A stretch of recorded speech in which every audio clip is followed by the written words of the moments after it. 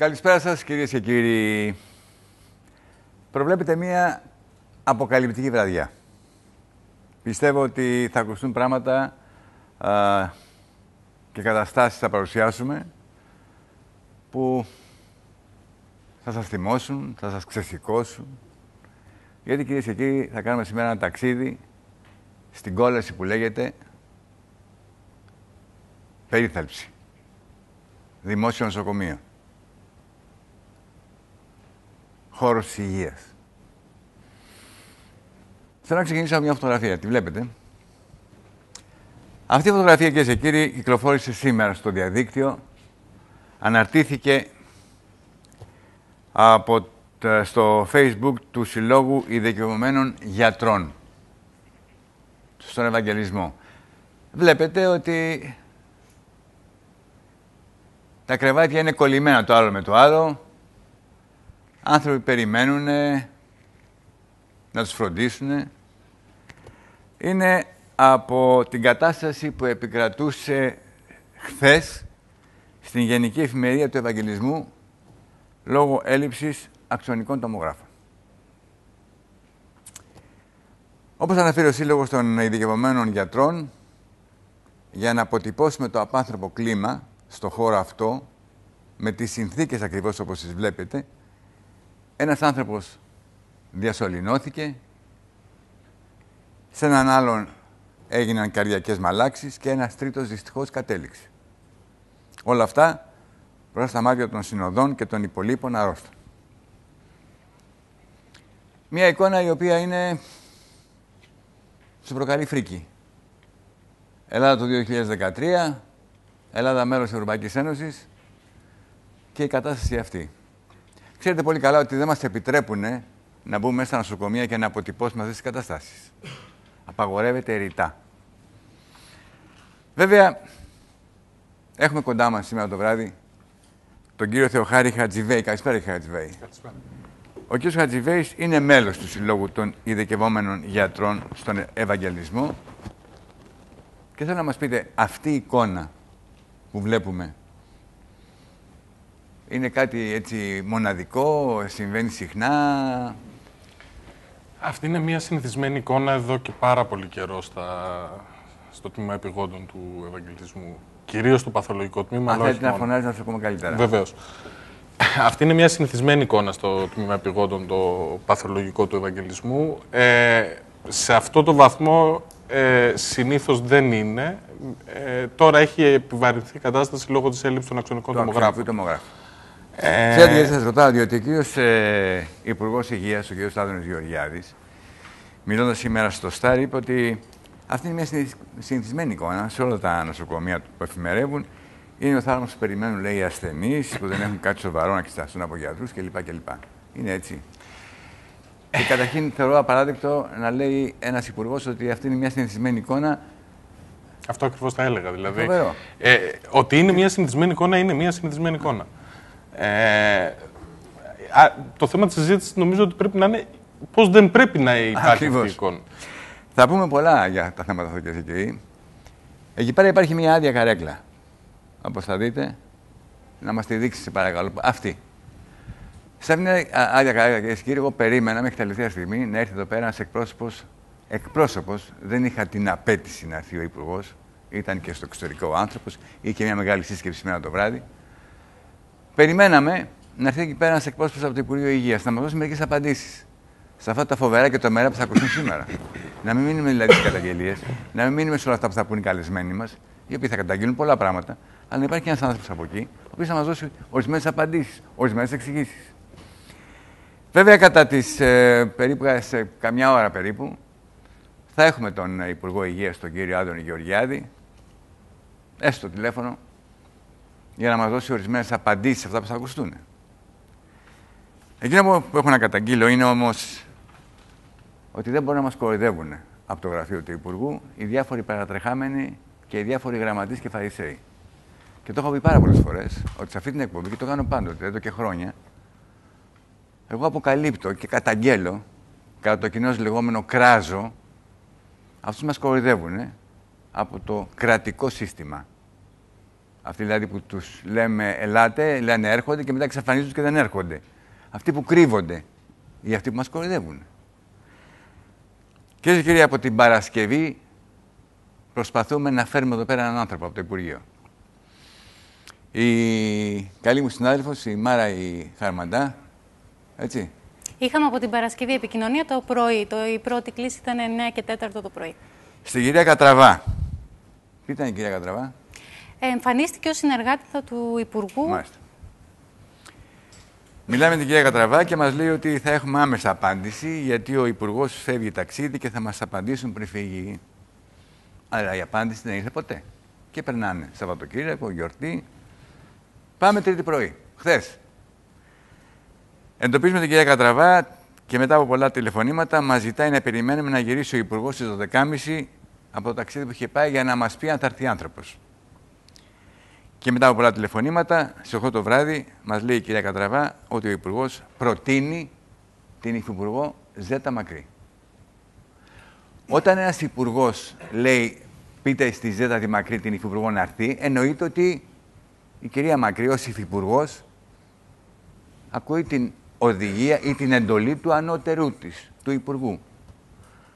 Αλλά η κυρία Μακρύ, αφού αφήνουμε μηνύματα στις συνεργάτες της, Τετάρτη πρωί μας λέει ότι δεν μπορεί να έρθει.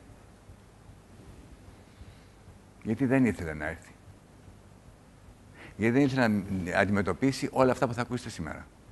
Και έτσι λοιπόν η κυρία Ζέτα Μακρύ, η Υφυπουργός, ενώ είχε πάρει την οδηγία από τον Υπουργό, λέει δεν θα έρθω. Και δεν είναι. Και να μην στα πολυλογώ, 7 η ώρα το απόγευμα σήμερα, αφού γίνεται προσπάθεια, παίρνουμε τηλέφωνα για να έρθουν εδώ, να μας απαντήσουν. Σε αυτό το απόγευμα σήμερα, μας παίρνει τηλέφωνο η κυρία Σκοπελάκου. Μάλιστα. Η κυρία Σκοπελάκου μας έκανε και μάθηματα δημοσιογραφίας. Η κυρία Σκοπελάκου είναι γραμματέας του κυρίου Γεωργιάδη. Και μας έκανε μαθήματα δημοσιογραφίας. Ότι δεν μπορείτε, ας πούμε, τελευταία στιγμή, ποια τελευταία στιγμή, την Παρασκευή τους παρακαλάμε. Ότι πέστε μου και τα ονόματα των καλεσμένων, λες και είναι θα κάνει face control, λες και είμαστε σε κανένα μπαρ, να πούμε, σε κανένα νυχτερινό μαγαζί, να δούμε ποιοι μπαίνουν μέσα. Τι θα πει αυτό το πράγμα? Αυτή είναι η κατάσταση, κυρίες και κύριοι.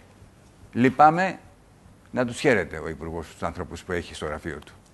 Λυπάμαι. Πάρτε την κάριγλα από εκεί πέρα τώρα, γιατί τελειώσαμε αυτή την ιστορία. Τα λέμε όλα αυτά, κυρίες και κύριοι, ότι δεν μπορούν να μας κοροϊδεύουν. Και εσείς έχετε δίκιο και ρωτάτε κάθε φορά, μα γιατί δεν είναι ένας εκπρόσωπος του κράτους? Μα δεν έρχονται, φοβούνται να έρθουν. Δεν θέλουν να απαντήσουν σε βασικά ζητήματα που καίνε αυτή τη στιγμή όλους μας. Διότι η μόνη λέξη που μπορεί να πει κανείς για το χώρο της υγείας αυτή τη στιγμή είναι μία. Χάος. Επικρατεί ένα χάος. Μιλάμε για μια ανθρωπιστική κρίση που έχει δύο πλευρές. Το όνομα Μπιάφρα και το όνομα Σικάγο του Αλ Καπόνε. Θα μου πείτε πώς ταιριάζουν αυτά τα δύο αντιφατικά πράγματα, Μπιάφρα και Σικάγο του Καπόνε. Η Μπιάφρα, θα τη δείτε, ζωγραφίζεται, παρουσιάζεται από ένα πλοίο, λέει, που έχετε από την Αμερική, από έναν καλό Έλληνα της Αμερικής, ευαίσθητο, πάμπλουτο, ο οποίος, βλέποντας ότι εδώ πέρα δεν έχουμε ούτε γάζες στα νοσοκομεία, ούτε χειρουργικά γάντια στα νοσοκομεία, μας στέλνει ένα καράβι γεμάτο με γάζες και βαμβάκια. Αυτά, κυρίες και κύριοι, γινόντουσαν στην Μπιάφρα και στη Νέα Ερυθρέα και γίνονται στην Ελλάδα του 2013. Και το Σικάγο είναι η άλλη πλευρά του νομίσματος, όπου συνεχίζονται και σήμερα εκλέψιες, οι λαμογιές. Θα ακούσετε σήμερα το εξής εξωφρενικό. Σε μια χώρα στην οποία δυστυχώς αυξάνονται συνεχώς οι άνθρωποι με ψυχικά προβλήματα λόγω κρίσης και που χρειάζεται περίθαλψη ψυχική. Θα κλείσουν τα δημόσια ψυχιατρία το 2015 και θα υπάρχει, λέει, η φροντίδα μέσω μη κυβερνητικών οργανώσεων, οι οποίες βεβαίως δικούνται από ιδιώτες και στις οποίες θα δείτε τι τεράστια ποσά πηγαίνουν. Να αφήσουμε τα λόγια και να σας παρουσιάσω τους καλεσμένους μας, που να ξεκινήσω από την πλευρά την αριστερή μου. είναι η κυρία Μένια Λουκέρη. Καλησπέρα, κυρία Λουκέρη. Καλησπέρα σας από την ψυχική υγεία και από το Ψυχιατρικό Νοσοκομείο Αττικής στο Δαφνί. Μάλιστα.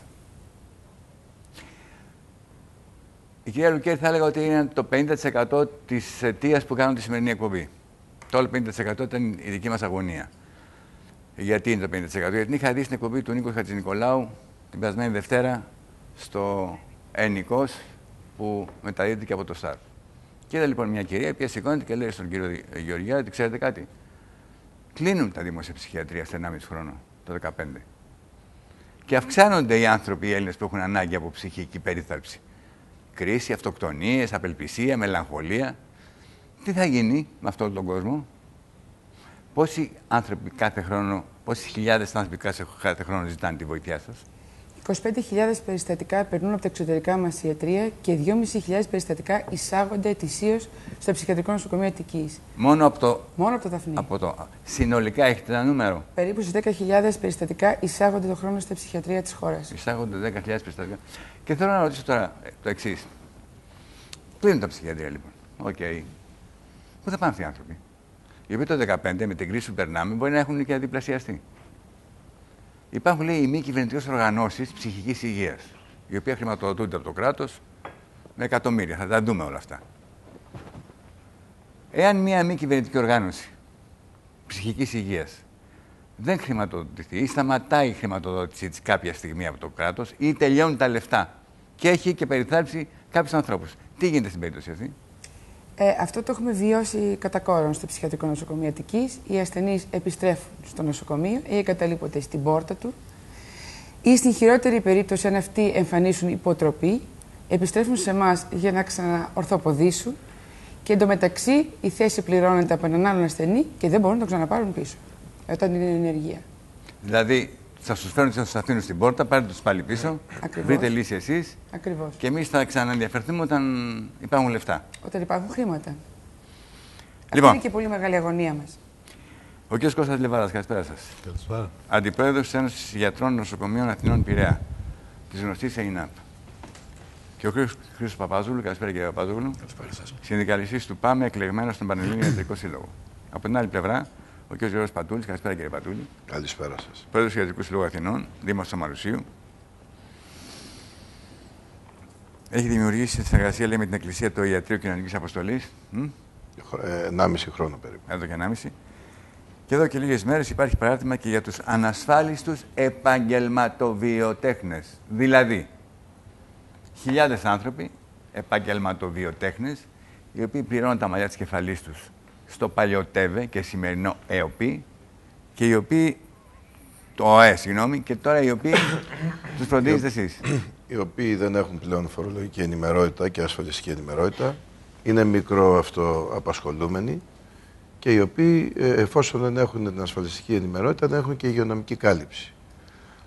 Βεβαίως υπάρχει το βάουτσερ υγείας, το οποίο νομίζω ότι είναι πολύ λίγος ο αριθμός για να καλύψει τον μεγάλο όγκο ανασφάλιστων πλέον πολιτών και γι' αυτό ακριβώς μας ζήτησε η ΓΕΣΕΒΕ, που είναι η συνομοσπονδία τους, να δημιουργήσουμε το κοινωνικό ιατρείο παράρτημα για τους μικροεπαγγελματίες, αλλά το μεγαλύτερο και σημαντικότερο ζήτημα είναι η θεραπεία. Μάλιστα. Θα πει τώρα στη συνέχεια, για να παρουσιάσω και τους υπόλοιπους, ο κ. Μενέλαος Θεοδωρουλάκης. Καλησπέρα σας. Πρόεδρος της Συντονιστικής Επιτροπής του Δικτύου Αργός. Είναι η επιτροπή που συντονίζει τις ιδιωτικές μονάδες ψυχικής υγείας των μη κυβερνητικών οργανώσεων. Τις μονάδες που λειτουργούν με ευθύνη των μη κυβερνητικών οργανώσεων, αλλά κατά ανάθεση του Υπουργείου Υγείας μετά το σκάνδαλο της Λέρου, όπου το 1990 ο Υπουργός ο τότε δεν μπορούσε να αντιμετωπίσει το σκάνδαλο και μας κάλεσε να βοηθήσουμε. Έχουμε ετοιμάσει ολόκληρο ρεπορτάζ. Ο κ. Γιάννης Καλιάτσος, καλησπέρα κύριε Καλιάτσο, ο οποίος είναι εκπρόσωπος του Κινήματος Νέων Γιατρών. Έχετε μας πει πολλά για το πρόβλημα, το λέει, στο ογκολογικό νοσοκομείο. Ναι, και όχι μόνο. Είμαι και μέλος του ΣΥΝΑΠ. Χάνονται ζωές περιμένοντας την χημειοθεραπεία που δεν γίνεται ποτέ. Και ο έσκατος της Ροδιάς, ο κ. Χάρης Χατζηβέης, καλησπέρα κύριε Χατζηβέη, σας παρουσιάσαμε πριν από λίγο, μέλος του Συλλόγου Ειδικευόμενων Γιατρών Ευαγγελισμού, κάνει ειδίκευση στην ψυχιατρική. Και βεβαίως η Μάρα Χαρμαντά για την επικοινωνία μαζί σας αυτό το βράδυ που τη χρειαζόμαστε πάρα πολύ, γιατί από εσάς θα δίνουν πληροφορίες, ειδήσεις. Ουσιαστικά θέλουν να λειτουργείτε σαν ρεπόρτερ αυτής της εκπομπής, γιατί έχει σημασία να παλέψουμε μαζί το θέμα. Όπως κάθε Τετάρτη λοιπόν και απόψε περιμένουμε τα τηλεφωνήματά σας στο 211 55 50 520 και 521, τα mail σας στο atheatos.cosmos@yahoo.gr, στο Facebook τα μηνύματά σας στο Αθέατος Κόσμος, στο Twitter Αθέατος.gr και να σας υπενθυμίσουμε ότι πάντα μπορείτε να βρίσκετε τις εκπομπές μας στο YouTube κάθετος user κάθετος Αθέατος Κόσμος. Κυρίες και κύριοι, σε όλα αυτά τα χρόνια που είμαι δημοσιογράφος και πολλά, έχω ασχοληθεί πάρα πολλές φορές και στα νέα που ήμουν στην εφημερίδα και στην τηλεόραση, σε διάφορους σταθμούς και στο ραδιόφωνο με το θέμα της υγείας στην Ελλάδα. Έχω κάνει έρευνες, πολλές. Πάντοτε είχαμε να κάνουμε, ξέρω εγώ, με έλλειψη κρεβατιών, με κάποια ράτζα που ήταν στους διαδρόμους, με έλλειψη σε προσωπικό, με λάθη ιατρικά που οδηγούσαν κάποιους ανθρώπους στο θάνατο και φωνάζανε οι συγγενείς τους. Γενικά ήταν μια εικόνα η οποία βέβαια ήταν θλιβερή, ήταν μελαγχολική, ήταν κακή, αλλά εν πάση περιπτώσει δεν ήταν άγρια, όπως είναι σήμερα. Σήμερα, κυρίες και κύριοι, μιλάμε για ανθρωπιστική κρίση. Γιατί καθημερινά οι άνθρωποι δίνουν εκεί πέρα μάχη με το χάρο, κυριολεκτικά. Άκουσατε λίγο πριν ότι στα ογκολογικά νοσοκομεία υπάρχει ένα τεράστιο πρόβλημα της χημειοθεραπείας. Καρκινοπαθείς οι οποίοι δεν κάνουν θεραπεία. Βέβαια υπάρχει ένας υπουργός, ο κ. Γεωργιάδης, ο Άδωνης, ο οποίος τρέχει. Θα δεν φταίει ο άνθρωπος, διότι δεν έχει ασχοληθεί με τα θέματα της υγείας, δεν ήταν ποτέ υπουργός υγείας. Δεν ξέρω τι μπορεί να καταφέρει. Θα τον ακούσουμε σε λίγο, να δούμε τι θα μας πει. Αλλά εδώ πέρα μιλάμε για αυτό που σας είπα λίγο πριν. Ένα χάος. Και ευτυχώς που υπάρχουν κάποιοι άνθρωποι, οι οποίοι πλέον μας αντιμετωπίζουν λίγο σαν Μπιάφρα και μας στέλνουν γάζες, βαμβάκια και φάρμακα. Όπως έκανε ένας καλός Έλληνας από την Αμερική. Ας τον δούμε.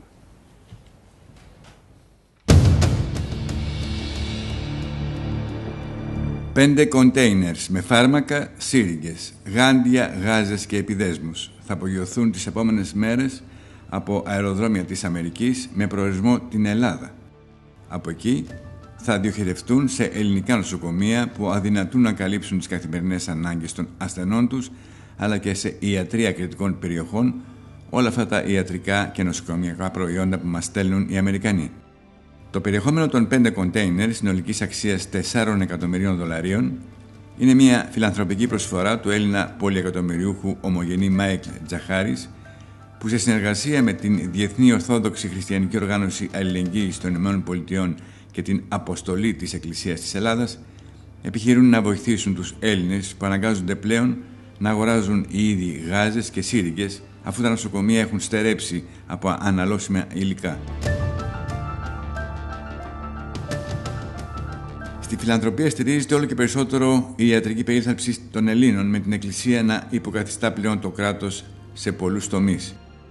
Την περασμένη εβδομάδα, ο Αρχιεπίσκοπος Ιερώνυμος εγγενίασε παράρτημα του κοινωνικού ιατρείου για τους ανασφάλιστους επαγγελματοβιοτέχνες και εμπόρους που είναι αποκλεισμένοι από οποιαδήποτε ιατροφαρμακευτική περίθαλψη και υπολογίζονται ήδη σε 1 εκατομμύριο άτομα. Αυτός ο λαός δοκιμάζεται, αλλά αν μείνουμε ενωμένοι, αν ο ένας καθίσει πλάι στον άλλον, όταν ο ένας στηρίξει στον άλλον, θα έρθει η ώρα που και με τη βοήθεια της πολιτείας, άλλων φορέων, θα ξεπεράσουμε τις δυσκολίες, όπως ξεπεράσαμε και άλλες κρίσεις πολλές στην πορεία της ιστορίας μας. Ο πρωταγωνιστής όμως σε αυτή την προσπάθεια είναι ο λαός μας. Το σύνθημα ότι βοήθησε και εσύ να αλλάξει η ζωή μας. Και ότι όλοι μαζί μπορούμε, βρήκε ανταπόκριση. Ο Διευθυντής της Αποστολής της Εκκλησίας της Ελλάδας, Κώστας Δήμψας, αποκάλυψε ότι το μεγαλύτερο μέρος των φαρμάκων που διατίθενται στα κοινωνικά ιατρεία προέρχονται από τους ίδιους τους πολίτες και αναφέρθηκε μάλιστα σε 2 γονείς που έσπευσαν να δωρήσουν τα φάρμακα του νεκρού παιδιού τους για να βοηθήσουν τους συμπολίτες τους. Ένα μεγάλο ευχαριστώ στους χιλιάδες πολίτες που προσφέρουν φάρμακα για να βοηθήσουν τον συνάνθρωπο που υποφέρει. Δεν θα ξεχάσουμε ποτέ τον πατέρα, τη μητέρα που έφεραν τα φάρμακα σε ένα Σάββατο του παιδιού τους που είχε πεθάνει τις περασμένες μέρες. Και δεν θα ξεχάσουμε ποτέ όλους αυτούς τους ανθρώπους που με πόνο ψυχής, γιατί έχασαν τους δικούς τους ανθρώπους, παίρνουν κάθε Σάββατο τα φάρμακά τους για να μπορούμε εμείς στη συνέχεια να εξασφαλίσουμε μια θεραπεία υψηλού κόστους για ορισμένους ασθενείς ή το μικρό φάρμακο που λείπει από τους ανασφάλιστους συμπολίτες.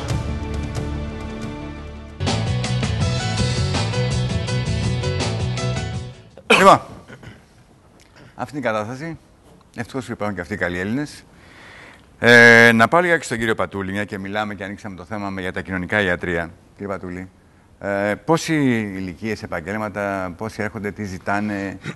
Κοιτάξτε, καταρχήν αυτό που δείξατε ήταν πράγματι εγγένεια του παραρτήματος ΙΓΕΣΕΒΕ και θα έλεγα ότι το μεγάλο ζήτημα στη χώρα μας δεν είναι μόνο η δυνατότητα για τους ανασφάλιστους, μιλώ, της καρδιολογικής ή της κλινικής εξέτασης, είναι της θεραπείας. Και η θεραπεία θέλει φάρμακο ή αν είναι ογκολογικός ασθενής θέλει χημειοθεραπεία. Τους καλύπτεται αυτούς όλους? Εμείς αυτή τη στιγμή έχουμε εξετάσει, έχουμε τη δυνατότητα, και το είπε ο κύριος Δήμητος, το είπε το ρεπορτάζ σας, ότι μέσα από τους ίδιους τους πολίτες έχουμε μαζέψει γύρω στα 450.000 φάρμακα, εκ των οποίων βεβαίως εξαιρέτησαν αυτά που είχαν λήξει, κατηγοριοποιήθησαν και πολλά πήγανε στην αποκεντρωμένη Ελλάδα, δηλαδή στην περιφέρεια, και άλλα καλύφθησαν μέσα από τα ιατρεία κοινωνικής αποστολής.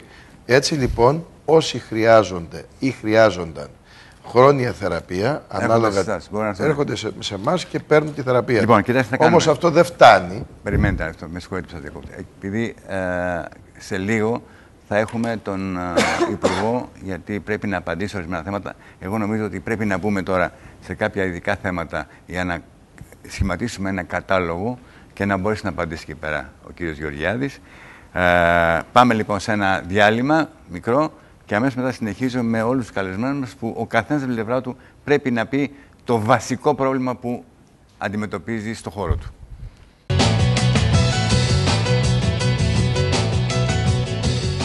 Λοιπόν, επειδή σε περίπου 15 λεπτά θα έχουμε τον Υπουργό Υγείας για να κουβεντιάσουμε μαζί του, θα ήθελα να επισημάνουμε κάποια γεγονότα και κάποιες καταστάσεις από τους καλεσμένους μας στους χώρους που ζουν. Την ώρα που είχαμε διάλειμμα, ήρθε ο κύριος Καλιάτσος, ο εκπρόσωπος του Κινήματος Νέων Γιατρών, εκεί στην καρέκλα που καθόμουν για να πάρω μια ανάσκη και μου λέει: μέχρι ποιο περιθώριο έχουμε να πούμε, μπορεί να μιλήσουμε ανοιχτά και ελεύθερα? Και του είπα ναι. Δεν έχει νόημα να ακούσουμε τίποτα. Να πούμε όλα.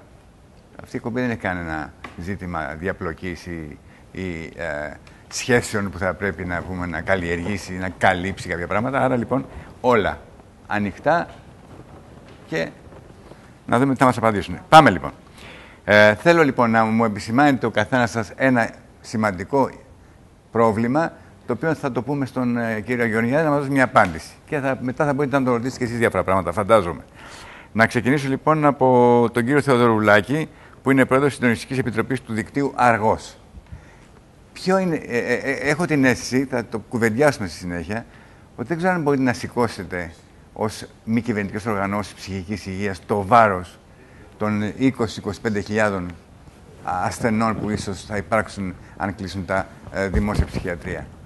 Σίγουρα ο ρόλος μας είναι συμπληρωματικός και όχι υποκατάστασης του δημόσιου συστήματος ψυχικής υγείας. Οι ΜΚΟ ήρθαν στο χώρο για να επιτελέσουν κάποιες ενέργειες για να ολοκληρώσουν. Αλλά το ερώτημα που θα βάζει στον κύριο Γεωργιάδη, εσείς ποιο είναι? Εμείς συμφωνούμε με το κλείσιμο των ψυχιατρίων σαν στρατηγική στο πλαίσιο της ψυχιατρικής μεταρρύθμισης, κάτι που η Ιταλία έχει κάνει από το 70 και άλλες χώρες. Όμως θέλουμε να γίνει με ένα χρονοδιάγραμμα που θα έχει λάβει υπόψη του τις ανάγκες των ασθενών πρώτα απ' όλα, το πώς το δημόσιο σύστημα θα καλύψει όλες τις ανάγκες και τις νέες ανάγκες. Δηλαδή δεν υπάρχει ένα οργανόγραμμα αυτή, μια μελέτη. Γίνεται βεβαιασμένα, γιατί ενώ έχει μπει ως στόχος από το 1999, έχουμε φτάσει στο 2013 και δεν το υλοποιήσαμε. Μάλιστα. Πότε είναι να κλείσουν τα δημόσια ψυχιατρία? Ανάλογα με το σύμφωνο Άντορ Λιγκουρέτζο, έκτο του 2015. Πότε? Τον έκτο του 2015, Ιούνιος του 2015. Δηλαδή 1,5 χρόνος περίπου. 19 μήνες από σήμερα. 19 μήνες από σήμερα. Πάμε στον κύριο Καλιάτσο. Ναι. Θέλω να πω ότι ο αθέατος κόσμος της υγείας είναι ακόμα πιο σκοτεινός. Αυτό που δεν βλέπουμε, δηλαδή τα ράτζα του Ευαγγελισμού, κύριε Χαρδαβέλα, τα είδαμε. Τα ράτζα όμως τα εικονικά ράτζα που οι άνθρωποι περιμένουν τόσο καιρό να κάνουν χημειοθεραπεία, να πάρουν θεραπείες ή να θεραπευθούν ή να κάνουν προληπτική ιατρική, δηλαδή να πάνε να κάνουν εξετάσεις, πλέον είναι αμέτρητα. Εμείς τα βλέπουμε στα νοσοκομεία. Αυτό που δεν μπορώ να εξηγήσω είναι πώς αυτή τη στιγμή δεν υπάρχει μια κόκκινη γραμμή.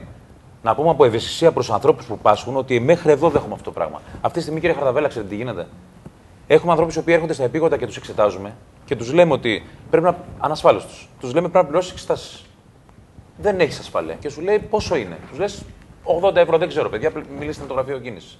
Και σου απαντάνε, λυπάμαι, φεύγω. Παίρνω την ευθύνη πάνω, υπογράφω και φεύγω.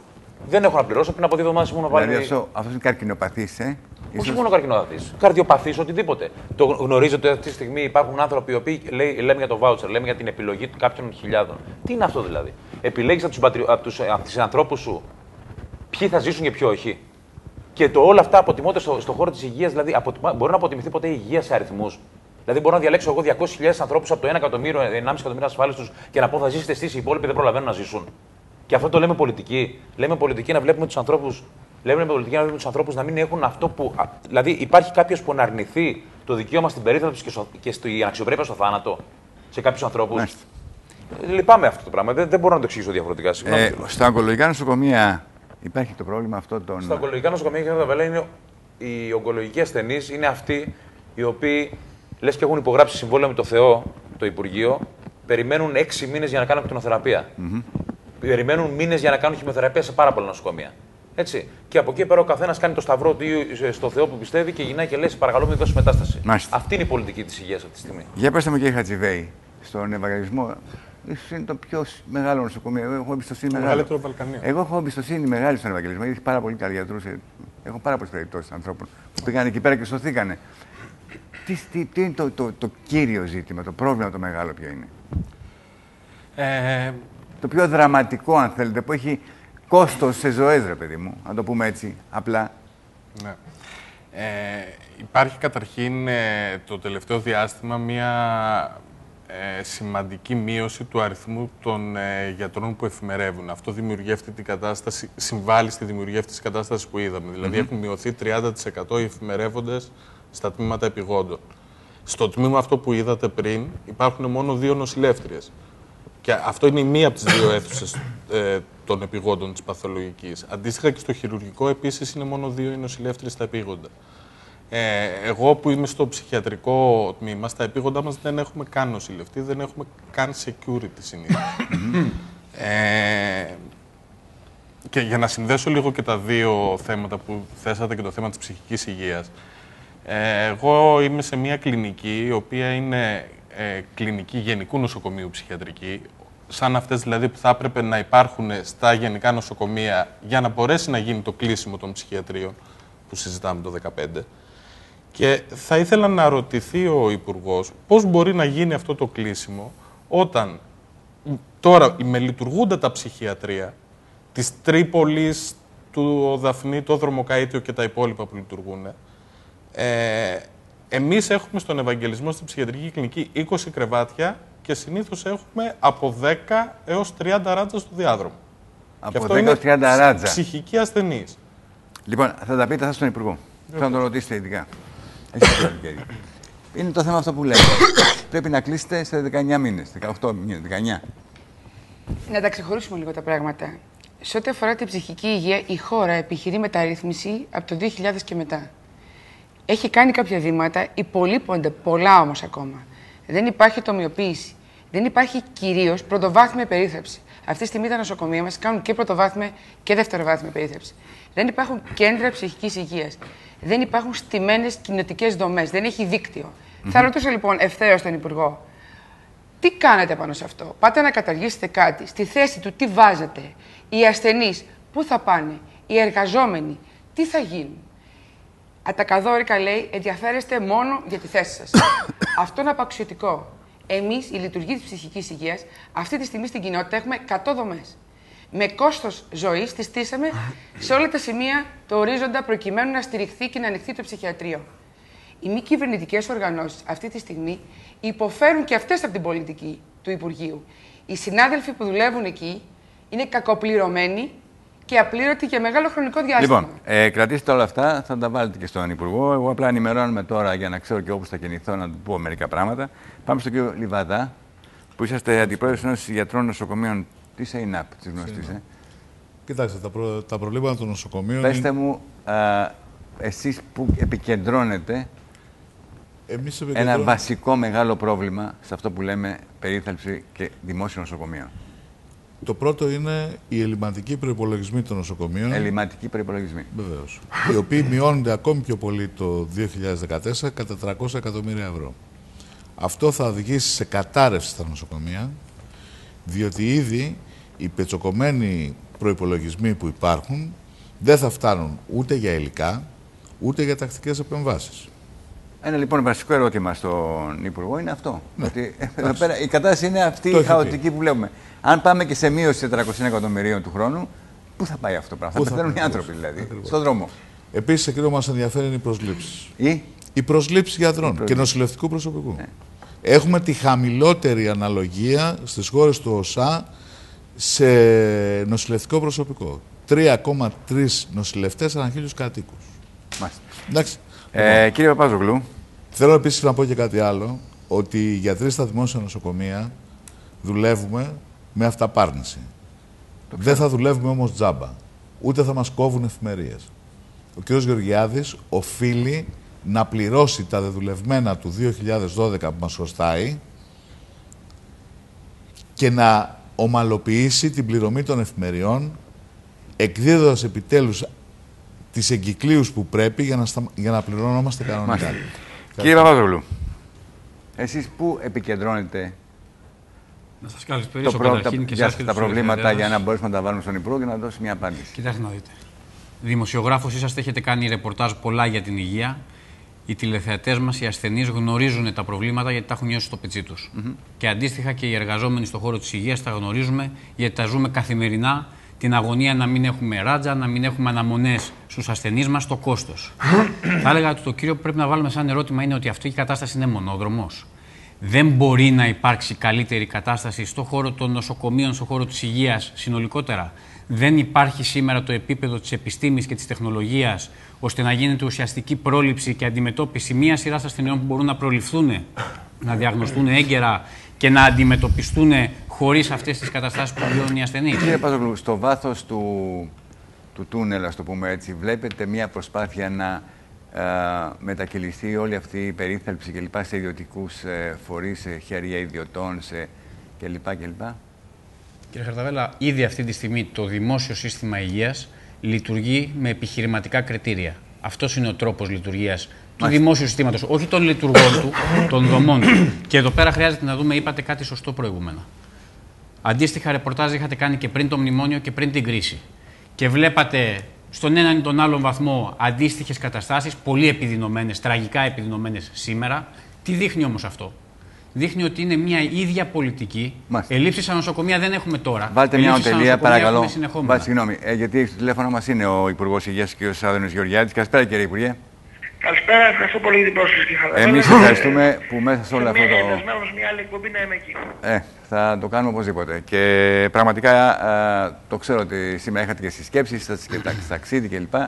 Σας συγχωρώ που δεν είστε εδώ σήμερα, μια άλλη φορά. Λοιπόν, κύριε Υπουργέ, εδώ πέρα μπαίνουν κάποια θέματα και θέλουμε την βοήθειά σας, την απάντησή σας σε ορισμένα ζητήματα. Έχω επισημάνει κάποια προβλήματα βασικά.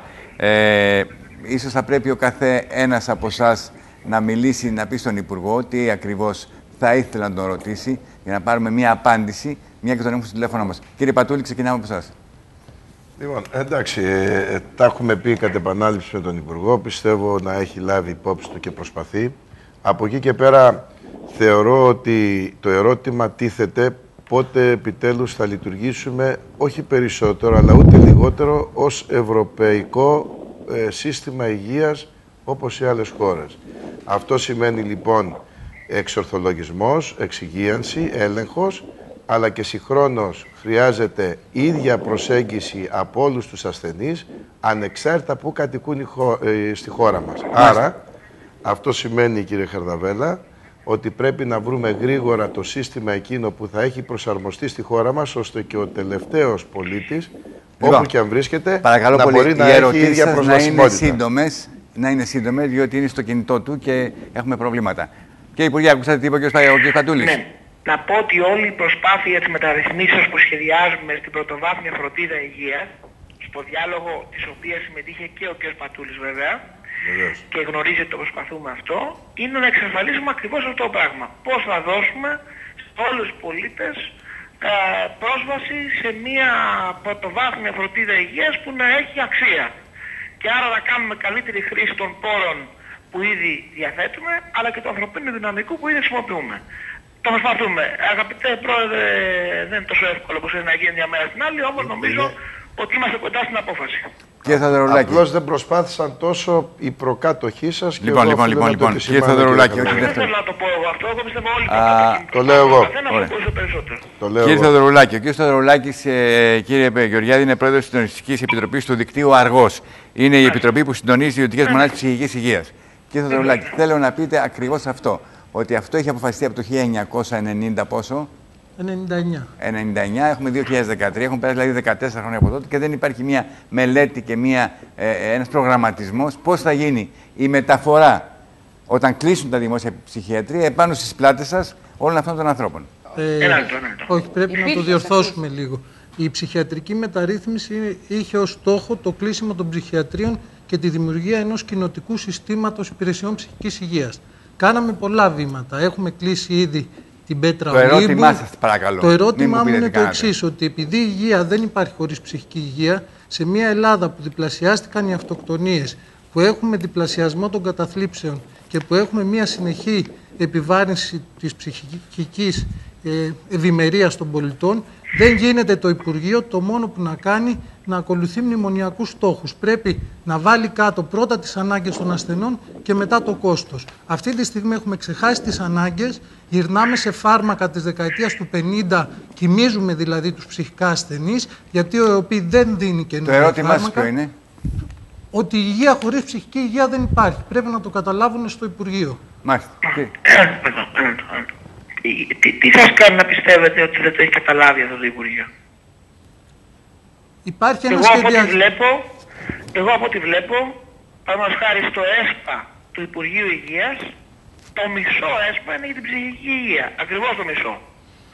Ο προκάτοχός μου πέρασε το σύμφωνο Λικουρέτζου Άντορ για την ψυχική υγεία, που προβλέπει ακόμα περισσότερους πόρους για την ψυχική υγεία και με συγχωρείτε πάρα πολύ, δεν έχει τύχει να γνωριστούμε, αλλά αν ένας κλάδος δεν δικαιούται να γύρει τέτοιου είδους αντιδράσεις σήμερα, είναι η ψυχική υγεία. Έχει τη μερίδα του λέοντος με τεράστια διαφορά.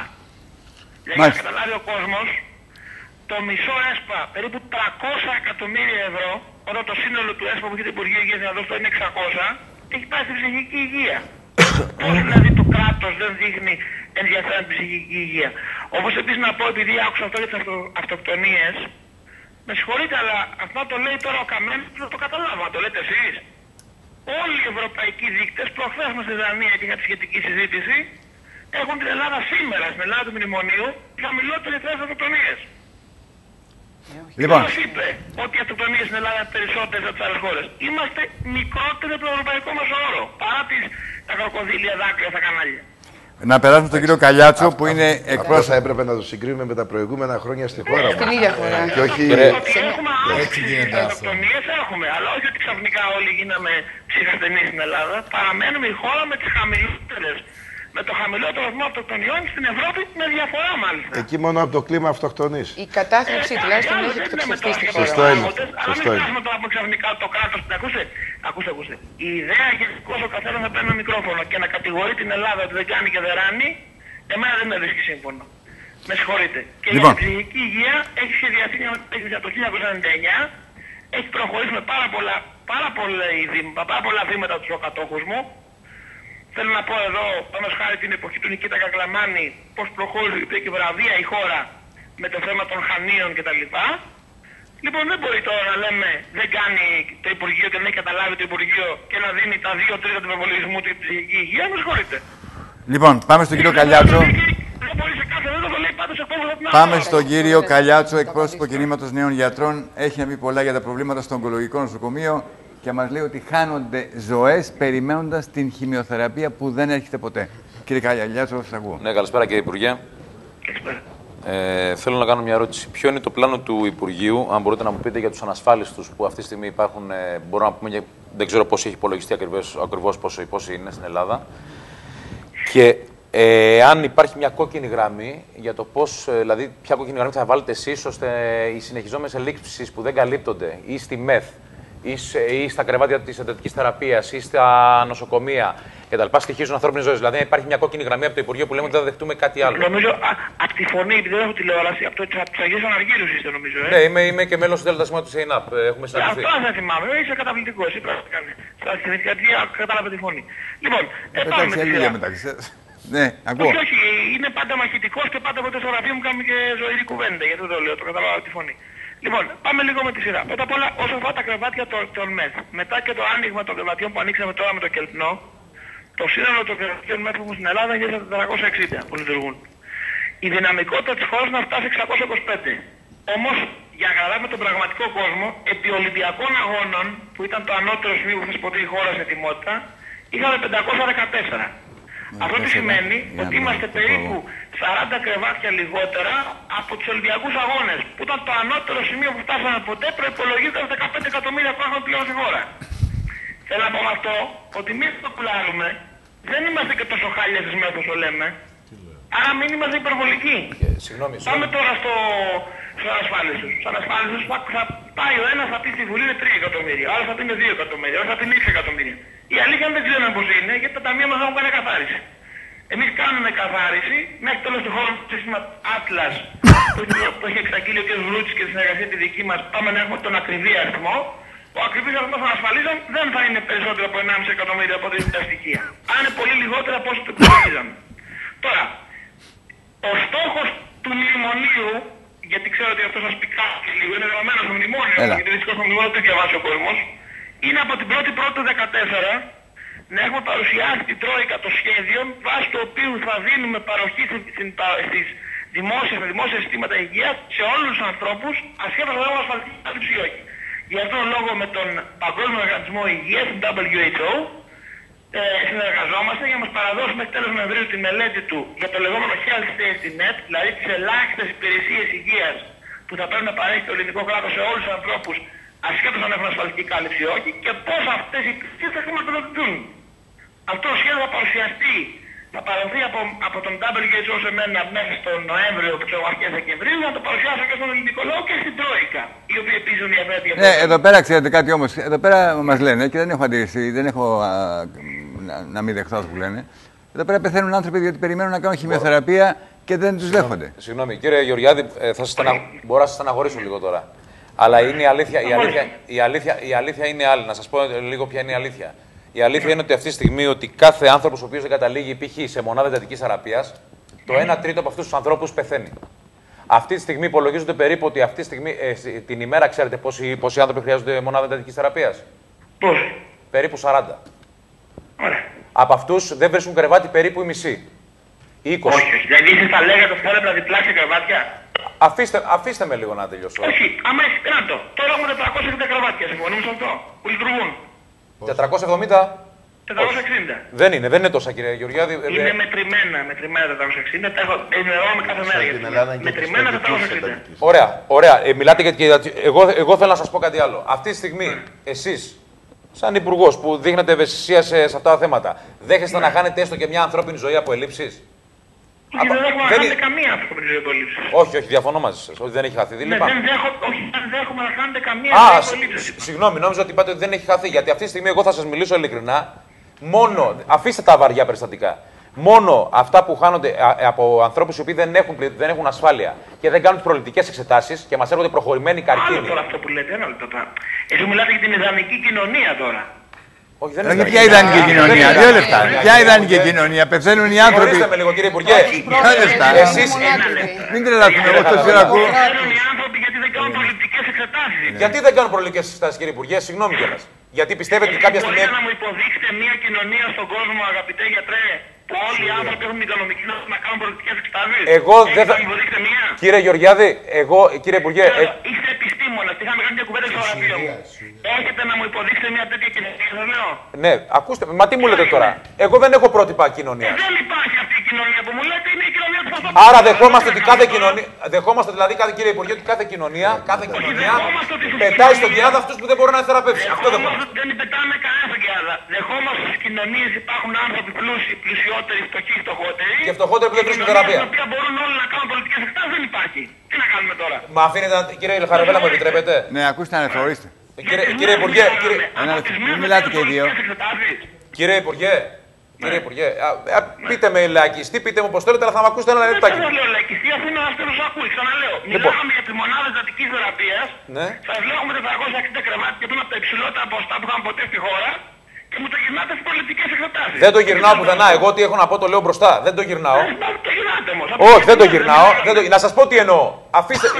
Υπάρχουν εξετάσεις οι οποίες είναι που δεν τις παίρνω καν υπόψη, που είναι προληπτικές, που θα πρέπει να κάνει κάθε άνθρωπος όπως γίνεται σε κάθε κοινωνία. Και υπάρχουν και οι άνθρωποι, κύριε Υπουργέ, οι οποίοι έρχονται σε εμάς τα επίγοντα, στα εξωτερικά ιατρεία. Έτσι, και όταν τους λέμε, όταν είναι ασφάλιστοι, αμέτρητοι άνθρωποι, και άμα θέλετε να σας γράψω και κάθε φορά που εφημερεύουμε να σας γράψω και ονόματα, πώς είναι που φεύγουν και μου λένε φίλε, υπογράφω και φεύγω. Αυτή είναι η ιστορία. Αυτοί οι άνθρωποι μπορούν να χαθούν. Στο δρόμο, εγώ είχα και περιστατικό εμφράγματος. Θα σας δώσω το όνομα όποτε θέλετε για να μην πείτε ψεύτη. Μα εγώ σας είπα ότι δεν γίνονται αυτά. Αυτός δεν είναι η ζωή που χάνεται. Δεν υπάρχει στόχια. Αυτό μου λέτε. Εσείς μπορείτε να υποφέρετε μια ζωή που χάνετε. Αν έχει σημασία αν είναι μια ζωή χιλιές. Τότε λοιπόν να δεχτούμε όλοι μας να παίρνουμε τις μισές συντάξεις, τους μισούς μισθούς για να δώσουμε χρήματα στους ανθρώπους. Όχι, να βάλετε κόκκινη γραμμή και να πείτε ότι το μόνο πράγμα που δεν μπορούμε. Κόκκινη γραμμή είναι στα έσοδα. Να κάνουμε τώρα ψηφίσουμε να προτείνετε μισές συντάξεις και να μην υπάρχει ανασφάλιση που δεν μπαίνει στο νοσοκομείο. Θέλετε να αλλάξουμε θέση, θέλετε να κάνετε εφημερίες να έρθω εγώ στη θέση σας. Τι μου λέτε το να προτείνουμε, μα μου λέτε πράγματα που δεν Ξαναλέω, όταν πλέον. Ακούστε, αγαπητοί, γιατί είσαι γιατρός, αυτό το ξεγραφείο μου. Ο γιατρός δεν επιτρέπεται να μιλάει όπως οι άλλοι άνθρωποι. Γιατί ο γιατρός έχει αντιμετωπίσει ένα καρκίνο αύριο και πρέπει να το αντιμετωπίσει με επιστημονικό τρόπο. Ο γιατρός, εκεί που έχασε το παιχνίδι, ότι δεν μιλάει σαν τους άλλους ανθρώπους. Εκεί χάσαμε το παιχνίδι, κύριε Υπουργέ. Ξαναλέω, τι θα το χάσω το παιχνίδι, δεν έχει σημασία. Ξαναλέω τώρα για να είμαστε σοβαροί άνθρωποι. Τώρα χρειαζόμαστε λεφτά. Για να έχουμε φάρμακα για όλους τους ανθρώπους. Χρειαζόμαστε χρήματα. Δεν έχουμε λεφτά, κύριε Χατζηβέη. Πρέπει να μας πείτε και πού θα βρούμε τα λεφτά. Εντάξει, εκεί ήθελα να καταλήξω. Απλά δεν έχουμε χρήματα. Αυτό. Ο κύριος Χατζηβέης από το Σύλλογο Ειδικευόμενων Γιατρών Ευαγγελισμού. Κύριε Χαραβέλα, τελευταία ερώτηση θέλω να κλείσω. Ναι. Γιατί είμαι κάπου και έχω μια αποχρέωση. Και πείτε μου. Κύριε Υπουργέ, θα ήθελα δύο πολύ σύντομες ερωτήσεις. Η μία είναι αν υπάρχει κάποιο σχεδιασμό στο Υπουργείο για να γίνουν κάποια στιγμή ανεξάρτητα ΤΕΠ και να μην γίνονται αυτές οι εικόνες που είδαμε σήμερα. Ανεξάρτητα ΤΕΠ που θα γίνεται διαχωρισμός των ασθενών. Φυσικά υπάρχει. Το σχεδιάζουμε και με μεγάλη ένταση. Είναι η λύση για το θέμα της εικόνας που είδατε σήμερα τον Ευαγγελισμό. Ναι, δηλαδή θα έπρεπε τουλάχιστον να μην καταλήγουν στα εφημερεύοντα νοσοκομεία. Συμφωνώ απολύτως. Και η μεταρρύθμιση με το βάθος φροντίδα υγείας που κάνουμε, αλλά και τα ανεξάρτητα ΤΕΠ που θέλουμε να φτιάξουμε, σχεδιάζονται για να μην βλέπουμε αυτές τις εικόνες ντροπής στα νοσοκομεία και στην εφημερία. Συμφωνώ. Να μην κλείσει. Και πολύ σύντομα θα ήθελα. Όχι άλλη. Να μην κλείσει όμως το θέλουμε 2 λεπτά, να σας κρατήσουμε ακόμη, θα φύγετε. Τελειώστε. Εσείς. Υπουργέ, από το ψυχιατρικό νοσοκομείο το Δαφνί.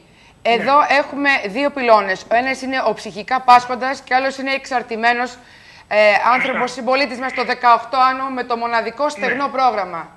Λέτε ότι είστε έτοιμοι. Το 2004 είχαμε 11 ψυχιατρικές κλινικές στα γενικά νοσοκομεία. Σήμερα έχουν απομείνει 8. Η διαφορά μας είναι ότι εμείς μιλάμε για δημόσιο κοινοτικό δίκτυο και εσείς μιλάτε γιατί. Ξεκαθαρίστε μας γιατί μιλάτε. Εάν αναθέτετε στις ΜΚΟ την ψυχική υγεία της χώρας, πείτε το καθαρά στον ελληνικό λαό. Εμείς ως εργαζόμενοι σας λέμε δεν έχετε στήσει δίκτυο και προϋποθέσεις. Είμαστε όλοι υπέρ της μεταρρύθμισης. Λοιπόν, αφήστε να απαντήσετε. Μα συγγνώμη, μόλις πριν ο πρώτος νομίζω τηλεθεατής που μίλησε από τον ψυχαργός, μου είπε τα ακριβώς ανάποδα. Δεν τα συμφωνεί μεταξύ σας το πάρουν καλύτερα. Με συγχωρείτε, εγώ μιλάω από τη μεριά του δημοσίου. Δεν εκπροσωπώ κανέναν άλλον παρά το δημόσιο κομμάτι της ψυχικής υγείας. Σας είπα, μόλις ο προηγούμενος τηλεθεατής που είναι εκεί καλεσμένος που μου μίλησε για το πρόγραμμα της ψυχικής υγείας, είπε ακριβώς ανάποδα. Αν θα εφαρμόσουμε τη μεταρρύθμιση και αν το Υπουργείο θυμάται ότι πρέπει να εφαρμόσει μεταρρύθμιση. Προφανώς συμφωνείτε μεταξύ σας εσείς, όχι εμείς. Είπαμε ότι όλα τα λεφτά που δίνεται είναι για να διατηρήσουμε αυτό που υπάρχει. Εμείς λέμε ότι υπάρχουν νέες ανάγκες που τις αφήνετε ακάλυπτες. Όταν έρχονται 7 χρονών παιδιά και έχουν αυτοκτονικούς ιδεασμούς, δεν μπορείτε να κοιμάστε ήσυχος. Και δεν υπάρχει παιδοψυχίατρος σε όλα τα νησιά του Αιγαίου. Όταν έρχονται παιδιά που δεν έχουν ποτέ δει παιδοψυχίατρο και είναι βαριά περιστατικά, γιατί δεν έχετε ανοίξει ένα κέντρο ψυχικής υγείας στην υπόλοιπη Ελλάδα, αλλά μόνο στην Αττική, δεν γίνεται να το κρύβουμε. Είστε πιο δέσομα, συμφωνώ. Υπουργέ, το Περιστέρι έχει 500.000 πληθυσμό. Πώς θα πάμε στον επόμενο γρήγορα, παρακαλώ. Εντάξει, πάμε στον κύριο Λιβαδά. Κύριε Υπουργέ, καλησπέρα. Πριν 20 μέρες που είχαμε συναντηθεί, είχατε πει ότι θα κάνετε 400 προσλήψεις γιατρών και 400 νοσηλευτών. Αλήθεια είναι. Ναι. Τις έχετε κάνει? Ήταν μέχρι τέλος του χρόνου. Τι είπε, δεν άκουσατε? Μέχρι τέλος του χρόνου, σας είπα. Μέχρι τέλος του χρόνου, εντάξει, ωραία. Σωστά, ναι. Ωραία. Θέλω να σας πω για κάτι άλλο. Για την ακρίβεια θα γίνουν 250 προσλήψεις γιατρών και 250 προσλήψεις νοσηλευτών. Και ο τελευταίος, ο κύριος Παπάζογλου. Όχι, μια ερώτηση καθένας, ο κύριος Παπάζογλου. Παρακαλώ, κύριε Παπάζογλου, πρέπει να κλείσει. μας πληρώσετε? Τι είπατε? Τις εφημερίες του 12 που μας χρωστάτε, πότε θα μας πληρώσετε? Οι εφημερίες του 12, όπως ξέρετε, είναι υπερβάσεις εφημεριών. Χρειάζεται τροπολογία στη Βουλή. Χρειάζεται τροπολογία στη Βουλή. Ξέρετε ότι αυτή κατατέθηκε από το Υπουργείο Υγείας, δεν υπεγράφει από το Υπουργείο Οικονομικών. Δεν στην πληρώσει. Ναι, γιατί δεν μιλάμε για πληρωμή εφημερών, μιλάμε για πληρωμή υπερβάσεων. Ορίστε, παρακαλώ. Ο τελευταίος. Κύριε Υπουργέ Παπάζογλου, από το Πανεργατικό Αγωνιστικό Μέτωπο, από το ΠΑΜΕ. Πολύ ωραία. Πολύ ωραία. Λέτε συνέχεια ότι θα προχωρήσετε ακάθεκτος στις περικοπές στις δημόσιες δαπάνες, γιατί χρωστάμε, γιατί υπάρχει κρίση και γιατί δεν έχετε χρήματα. Και παράλληλα δίνετε πακτολό επιδοτήσεων, πακτολό φόρο απαλλαγών, πακτολό φόρο ελαφρύνσεων στους βιομήχανους, στους τραπεζίτες και στους εφοπλιστές.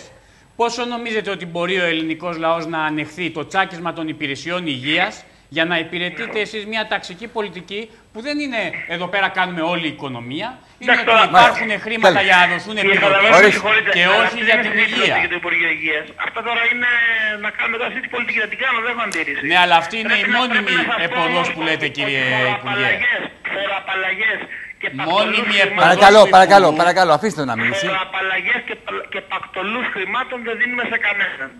Σε όποια κοινωνική τάξη και να πάτε σήμερα, από τον πλουσιότερο ένα μέχρι το φτωχότερο, θα ακούσετε γκρίνια για την κυβέρνηση γιατί αυξάνεται. Ωραία, παρακαλώ. Μια τελευταία από τον κύριο Πατούλη. Μια τελευταία ερώτηση. Παρακαλώ, μια τελευταία από τον κύριο Πατούλη και ένα τον καλή. Εγώ να πω ότι τουλάχιστον είναι ένας υπουργός που βγαίνει και κατά μέτωπο να απαντεί. Από εκεί και πέρα, απαντά. Από εκεί και πέρα όμως, θα πρέπει να καθαρίσουμε και το θέμα το πότε θα πληρωθούν οι γιατροί στα ληξιπρόθεσμα. Η πρωτοβάθμια περίθαλψη, η οποία αυτή τη στιγμή παρέχεται εντελώς δωρεάν ή με κουρέματα. Και το δεύτερο, τι θα κάνουμε με τους γιατρούς μας, οι οποίοι μέχρι και ο Υπουργός Υγείας της Τουρκίας λέει φέρτε 7.000 γιατρούς να μας φτιάξουν το σύστημα. Απαντήστε. Καταρχάς, ο κ. Πατούλης είχε απόλυτο δίκιο.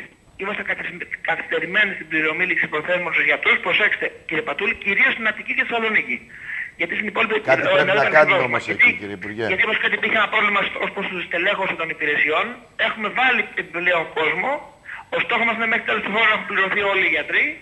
Και δεν πιέζουμε πάρα πολύ, αλλά οι υπηρεσίες έχουν τους δικούς τους ρυθμούς.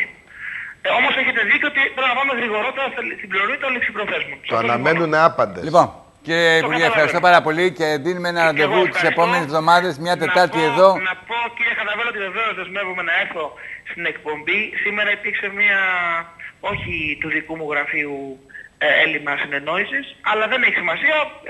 Δεσμεύω και η εκπομπή να έρθω. Πάμε παρακάτω. Ευχαριστούμε πολύ. Καληνύχτα. Διαφημιστικό διάλειμμα, έχουμε πολλά να πούμε. Εγώ δεν πρόλαβα να το ρωτήσω τίποτα, αλλά εντάξει, δεν πειράζει. Είναι γεγονός ότι με τις ερωτήσεις δεν μπορείς να αναπτύξεις την άποψή σου. Ναι, και ήταν και δεν ακούγανε και καλά αυτή η ομιλία του. Πάμε σε ένα διάλειμμα και συνεχίζουμε με υλικό και με ντοκουμέντα που θα δείτε.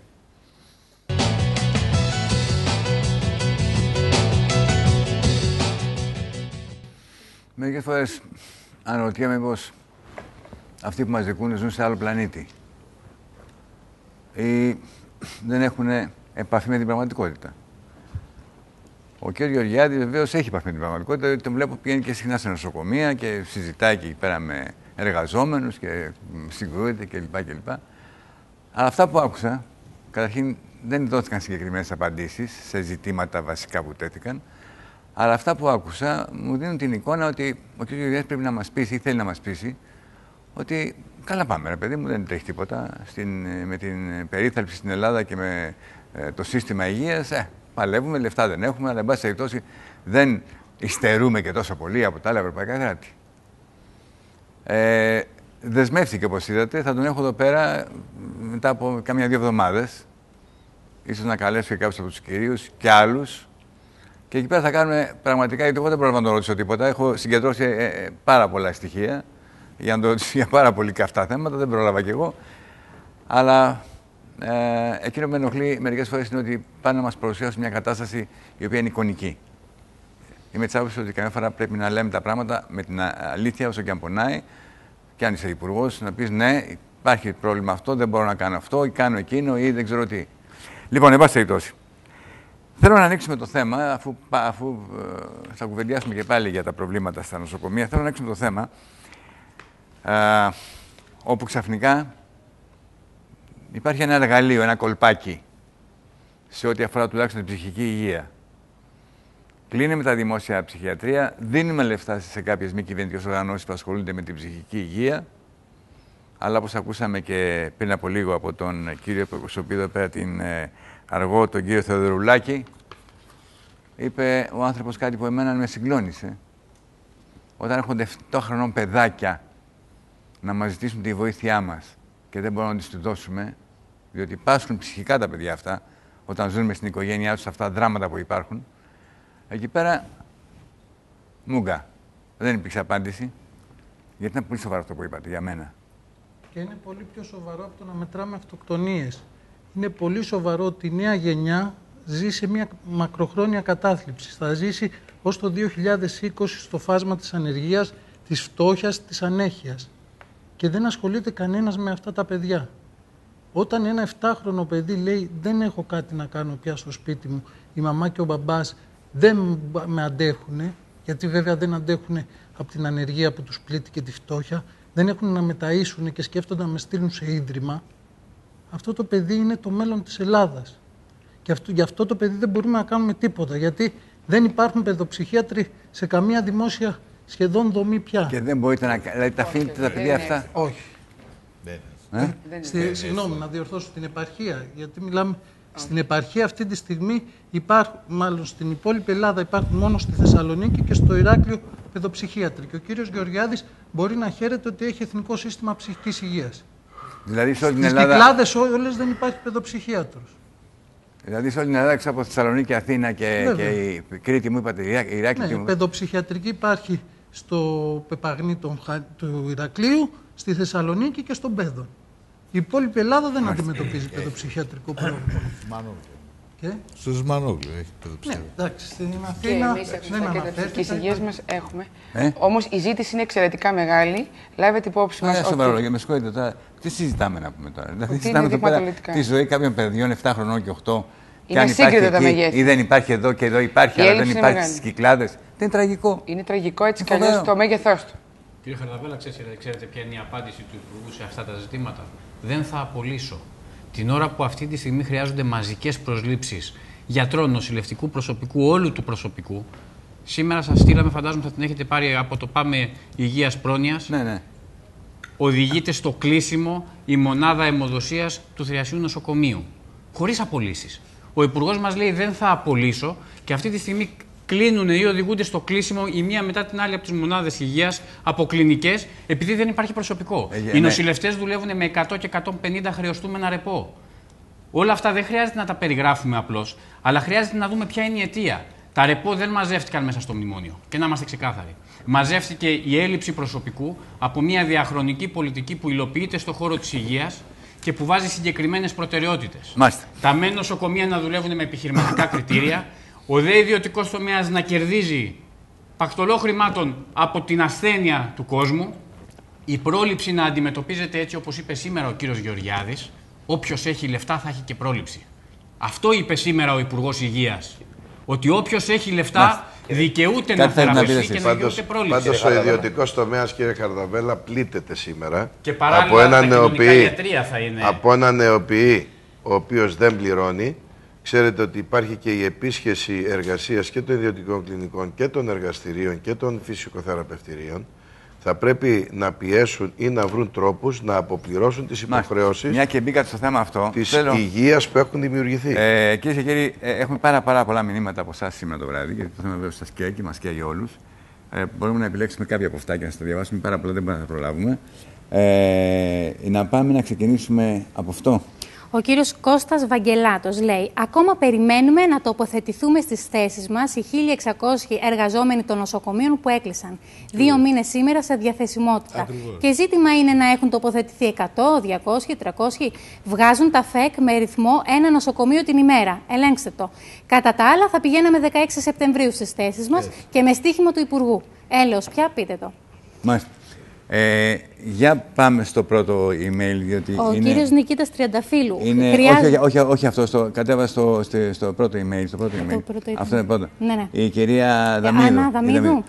Από την Κυψέλη. Μας λέει: η μητέρα μου έχει προγραμματισμένο γυναικολογικό χειρουργείο σε ιδιωτικό θεραπευτήριο την ερχόμενη Παρασκευή. Ξαφνικά μας λένε στο ιδιωτικό νοσοκομείο ότι πρέπει να πληρώσουμε όλο το κόστος που ξεπερνάει τις 5.000 ευρώ και να κάνουμε αίτηση να τα πάρουμε μέσα από τον ΕΠΗ. Επικοινωνούμε με τον ΕΠΗ και μας λέει ότι δεν έχει τέτοια οδηγία και δεν μπορεί να εγγυηθεί αν και πόσο θα τα πάρουμε πίσω. Πού να τα βρούμε 5.000? Θα αναγκαστούμε να ακυρώσουμε το χειρουργείο ή να κλέψουμε δηλαδή. Τουλάχιστον για όσους έχουμε προγραμματίσει ραντεβού για χειρουργία σε ιδιωτικές κλινικές, δεν μπορεί το Υπουργείο να δώσει μια άμεση προτεραιότητα να πάμε την ίδια μέρα σε κάποιο δημόσιο? Μάλιστα. Αυτό είναι πολύ μεγάλο θέμα. Δηλαδή, έχουν προγραμματιστεί κάποια χειρουργία ανθρώπων οι οποίοι έχουν άμεση ανάγκη, αλλά όπως βλέπετε τώρα δεν τους αφήνουν. Δηλαδή, θα πρέπει να πληρώσουν τα λεφτά όλα. Βλέπετε πώς κερδοσκοπούν, κύριε Χαρδαβέλα, πάνω στην υγεία του κόσμου. Μέσα στην κρίση υπάρχουν κέρδη. Γυρνάνε και λένε στον κόσμο ότι θα σε πατήσω εκεί που πονάς για να μου πληρώσουν τα χρέη. Και δυστυχώς αυτή είναι επιλογή που την κάνανε συγκεκριμένοι συνδικαλιστές, δίνοντας πάσα στην κυβέρνηση ουσιαστικά να πει τι, ότι εγώ θα συγκρουστώ με αυτού του είδους τα συμφέροντα. Μάλιστα. Επί της ουσίας η κυβέρνηση στηρίζει αυτή την πολιτική. Βάλτε μια τελεία, το βλέπουμε. Ορίστε. Εκείνο το οποίο είναι πολύ μεγάλο πρόβλημα είναι η πρόσβαση των ανασφάλιστων στη δευτεροβάθμια φροντίδα υγείας. Των ανασφάλιστων. Των ανασφάλιστων. Έχουμε 3 εκατομμύρια ανασφάλιστους. Αφήστε τον Υπουργό να λέει ότι δεν ξέρει πόσοι είναι. Ξέρει πολύ καλά πόσοι είναι. Είναι 3 εκατομμύρια ανασφάλιστοι. Αντί λοιπόν να ανοίξουν τα νοσοκομεία, γιατί όπως είπε πολύ σωστά ο κ. Πάτουλης προηγουμένως, δεν είναι μόνο η διάγνωση που γίνεται στα κοινωνικά ιατρεία, τα οποία δεν είναι μόνο. Τα κοινωνικά ιατρεία ανοίγουν στην Ελλάδα σαν τα μανιτάρια. Πρώτα άνοιξε το κοινωνικό ιατρείο Θεσσαλονίκης. Μετά άνοιξε το κοινωνικό ιατρείο Ελληνικού. Μετά άνοιξε το κοινωνικό ιατρείο του Ιατρικού Συλλόγου Αθηνών. Αντί λοιπόν να ενισχύονται αυτά τα ιατρεία, ακούστε με λίγο να σας πω κάτι, προχθές πήγαν στο κοινωνικό ιατρείο Ελληνικού και στους γιατρούς του κόσμου να κάνουν έφοδο στο φαρμακείο, να δουν αν υπάρχει, αν κάνουν, ότι τάχα έκαναν εμπόριο ναρκωτικών. Όταν τους ζητήσαν την καταγγελία του Σκανάκης από τους γιατρούς του κόσμου, δεν ήξεραν να τους πούν. Λοιπόν, τα κοινωνικά ιατρεία, αν δεν υπήρχαν αυτή τη στιγμή, ο περισσότερος κόσμος θα είχε πολύ μεγάλο πρόβλημα. Τα δευτεροβάθμια νοσοκομεία, μόνο το Σιμανόγλιο και το Ελπίς, έχουμε καταφέρει να μπορούμε να τους καλύπτουμε τα νοσήλια για περιστατικά τα οποία υπάρχουν. Λοιπόν, ένα μεγάλο πρόβλημα σε σχέση με αυτό είναι και η λειτουργία των ΚΕΠΑ, δηλαδή των κέντρων πιστοποίησης αναπηρίας. Δηλαδή έχουν άνθρωποι ψυχικά ασθενείς και άλλου είδους αναπηρίες. Κάνουν 6 με 10 μήνες να εξεταστούν από τις επιτροπές αυτές. Και αναστέλλεται το επίδομα το οποίο παίρνανε και έστω και αυτά τα λίγα λεφτά που είναι αυτό το προνοιακό επίδομα δεν τα παίρνουν για όλο αυτό το διάστημα. Ορίστε. Κύριε Λαμπρέ, δώστε μου ένα λεπτάκι μόνο. Μπορώ? Ναι. Επειδή υπόθηκαν κάποια πράγματα τα οποία είναι εξωφρενικά. Πρώτον, υπόθηκε ότι είμαστε μια χώρα με ευτυχισμένους κατοίκους. Ή μάλλον είμαστε σε καλή θέση στην Ευρώπη. Οπότε να ευχαριστήσω και τον κύριο Υπουργό και να πω στους κυρίους που μας βλέπουν ότι πρέπει να είναι ευτυχισμένοι. Γιατί το λέμε. Δεύτερον, υπόθηκε ότι πρέπει όποιος έχει χρήματα μπορεί να έχει πρόσβαση. Έτσι είναι το σύστημα το ιδανικό και δεν υπάρχει ιδανικό σύστημα. Καταλαβαίνετε τι λέμε? Καταλαβαίνετε ότι αυτή τη στιγμή ότι δεν υπάρχει τίποτα που να έχει μείνει όρθιο. Και αν αυτή τη στιγμή οι άνθρωποι δεν έχουν ξεσηκωθεί, ξέρετε για ποιο λόγο δεν έχουν ξεσηκωθεί? Επειδή σαν άνθρωποι ξεχνάμε, κύριε Χαρδαβέλα. Όταν είμαστε υγιείς, δεν κοιτάμε το νοσοκομείο. Λέμε εντάξει, μωρέ, δεν θα γίνει τίποτα. Και τι έγινε? Είμαι 25 χρονών, είμαι 30 χρονών. Μια φορά θα χρειαστεί στο νοσοκομείο. Και ο πατέρας και η μάνα και εσύ κτλ. Και τότε θα δουν πραγματικά τις ελλείψεις. Εγώ αυτό που θέλω να πω, και αφήστε με μόνο μισό λεπτό να τελειώσω, είναι ένα μήνυμα προς τους τηλεθεατές. Να καταλάβουν τι περνούν οι νέοι γιατροί στα νοσοκομεία. θέλω να ξέρετε πριν πάμε στο επόμενο θέμα ότι αμοιβόμαστε με 2 ευρώ την ώρα. Αυτή είναι η αμοιβή μας. 2, κάτι ευρώ την ώρα. Αυτή είναι η αμοιβή που αξιολογούν, αυτή είναι η αξιολόγηση όλων των ανθρώπων. Βέβαια, εμείς δεν ζητάμε κάτι περισσότερο γιατί ξέρουμε τι περνάει ο λαός. Αλλά ούτε και αυτά δεν παίρνουν. Και μετά μιλάμε για υγεία. 2,1 ευρώ την ώρα. 2, κάτι, δεν θυμάμαι να σας πω. Θα σας πω ψέματα να είμαι λίγο και ένα κουλούρι την ώρα. Κύριε Χαρδαβέλα, αυτό υπάρχει το εξής οξύμορο. Αυτό είναι για τους νέους γιατρούς. Αυτό είναι το εξής οξύμορο. Ενώ λένε ότι έχουμε πληθωρισμό γιατρών, αυτή τη στιγμή υπάρχουν άγονες περιοχές αλλά και άλλες αγροτικές περιοχές που δεν έχουν γιατρούς. Γιατί? Διότι η αμοιβή είναι πολύ μικρή, των 800 ευρώ, που θέλεις πάνω από 1.000. Γιατί μου λένε από το κοντρόλ που δέχονται τα τηλεφωνήματα και τα emails, πάρα πολλοί κόσμος θέλει να μάθει τι πληρώνεστε. Να σας πω εγώ. Επιτρέπετε? Ένα λεπτό, ναι. Ωραία, πέστε μου εσείς. Να σας πω εγώ τι πληρώνομαι. Αυτή τη στιγμή πληρωνόμαστε 1.000 ευρώ, σαν δικαιωμένος μιλάω. 1.000. Ορίστε. Ναι, πες σαν ειδικευόμενος. 1.000 ευρώ μισθό, σας μιλάω εγώ. Οι εφημερίες όποτε το θυμάται η πολιτεία, η οποία αποτιμάται περίπου η καθημερινή γύρω στα 70-60 ευρώ, 24 ώρες συν την επόμενη, εντάξει, το πρωί δεν είναι, και η Κυριακή είναι 90 με 95 ευρώ. Ακούστε με να δείτε όμως. Καταλαβαίνετε ότι αυτή τη στιγμή δεν τηρούνται ούτε ρεπό από πάρα πολλούς διευθυντές. Κατά συνέπεια υπάρχουν άνθρωποι που είναι άυπνοι 24 ώρες και βάλε 36 ώρες. Αυτοί οι άνθρωποι πληρώνονται, αν το αρθρίσετε, περίπου με 2 ευρώ την ώρα. Βρείτε μου εσείς οποιοδήποτε άλλο κλάδο, ο οποίος αμείβεται με 2. Δεν μιλάμε γι' αυτό. Εμείς δεν ζητάμε να πέσουν οι άλλοι κλάδοι. Εμείς ζητάμε επιτέλους να καταλάβουν. Εμείς δεχόμαστε λάσπη, κύριε Χαρδαβέλα. Οι γιατροί οι οποίοι μάχονται αυτή τη στιγμή, οι γιατροί που πιστεύουν στη δημόσια υγεία, δέχονται λάσπη. Και επειδή βρίσκουν 10 ανθρώπους τους οποίους ποτέ δεν απομόνωσαν και δεν τους πέταξε το σύστημα, επιτίθενται σε όλους τους γιατρούς και λένε ότι οι γιατροί κάνουν το ένα, οι νοσηλευτές κάνουν το άλλο. Όχι, κύριε. Εμείς είμαστε ανοιχτοί και υποδεχόμαστε όλο τον ελληνικό λαό, όλο το λαό και όλους τους ανθρώπους που δεν χρειάζονται περίθαλψη, χωρίς καμία διάκριση και απαιτούμε να μας σεβαστούν. Και δεν μας σέβονται. Και από τη στιγμή που δεν μας πληρώνουν, μας κατηγορούν για από πάνω. Αυτό που λέει ο κύριος Καλιάτσος. Ξέρετε κάτι. Να πούμε ότι είναι και ο μεγάλος τιμός που έχει όλος ο υγειονομικός κλάδος. Διότι όπως ακούστηκε, εφημερίες δεν έχουν πληρωθεί. Γιατροί της γειτονιάς που κρατάνε την πρωτοβάθμια περίθαλψη μέχρι να γίνει η καινούργια και πότε θα γίνει, είναι απλήρωτοι και ανοίγουν τα ιατρεία τους και δέχονται τους ασφαλισμένους. Αγροτικοί πηγαίνουν και πληρώνουν από την τσέπη τους για να μπορέσουν να κρατήσουν αγροτικά. Και αντί να υπάρχει εθελοντές οι οποίοι κρατάνε τους ανασφάλιστους. Και αντί να υπάρχει ένα ευχαριστώ, υπάρχει αυτό που είπε ο κύριος Καλιάτσος, μια ισοπαίδωση των πάντων. Ποτέ δεν έχουν δώσει ονόματα αυτών που φοροδιαφεύγουν ή εντιάφτη περιπτώση.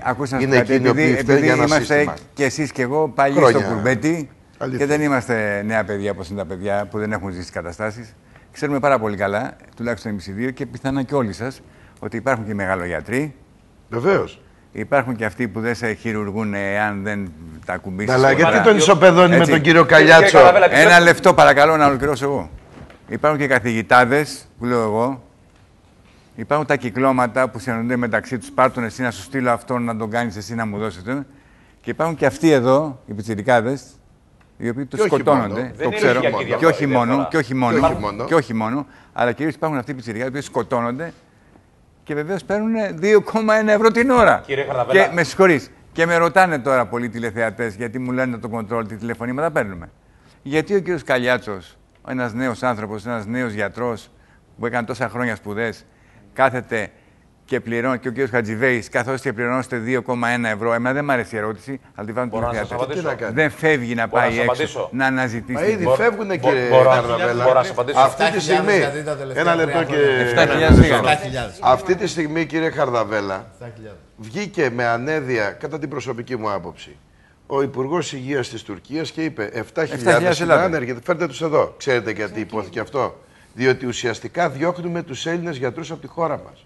Αυτή τη στιγμή 40% των νέων γιατρών που τελειώνουν το Πανεπιστήμιο Αθηνών φεύγουν κατευθείαν στο εξωτερικό. Το ξέρω. Η ραχοκοκαλιά της υγείας είναι οι νοσηλευτές. Εγώ έχω συνάδελφο που κατέληξε στη βάρδια μόνος του και αβοήθητος και τον βρήκαμε νεκρό την άλλη μέρα.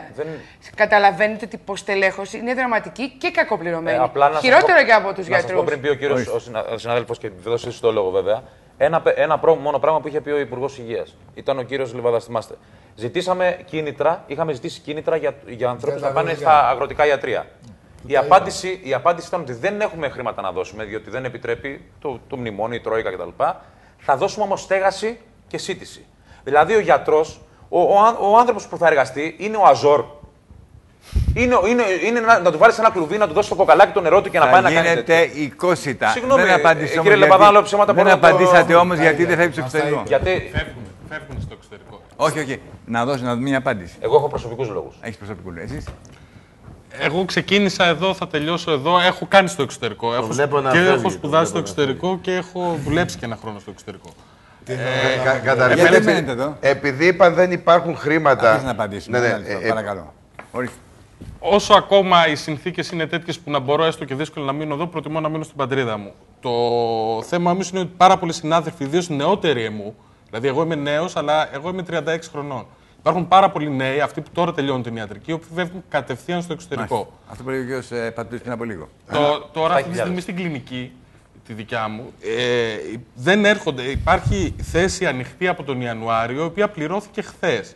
Γιατί όλο αυτό το διάστημα οι γιατροί, οι οποίοι ήταν οι επόμενοι στη λίστα, κάναν ανάκληση διορισμού επειδή είναι ήδη στο εξωτερικό και κρατάνε τη θέση, ούτως ώστε αν στο εξωτερικό δεν μπορέσουν να συνεχίσουν, να επιστρέψουν. Λοιπόν, για πάμε στο θέμα που είχαμε πει να ανοίξουμε, γιατί υπάρχουν και κάποια ενδιαφέροντα ρεπορτάζ που θέλω να σας τα δείξω. Λοιπόν, για το θέμα των ΜΚΟ ψυχικής υγείας. Ο δρόμος ανοίγει το 1999. Σήμερα είναι πάνω από 60 και το καλοκαίρι ο πρώην Υπουργός Υγείας κ. Λικουρέτζος κατήγγειλε ότι κάποιες από αυτές τις ΜΚΟ ψυχικής υγείας εισέπρεπαν κρατικό χρήμα με τις πλάτες του πολιτικού κατεστημένου. Για να το δούμε.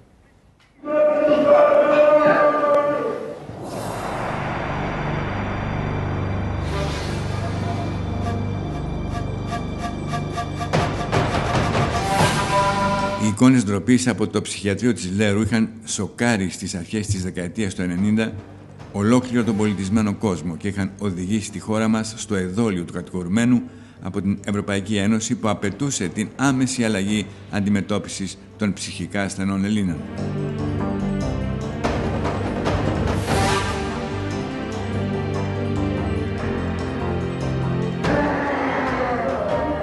Αυτές οι εικόνες ήταν και η αφορμή για τη δημιουργία ενός εθνικού σχεδίου για την ψυχική υγεία με την κωδική ονομασία Ψυχαργός που ξεκίνησε το 1999 όταν Πρωθυπουργός της Ελλάδας ήταν ο Κώστας Σιμίτης και Υπουργός Υγείας ο Λάμπρος Παπαδήμας.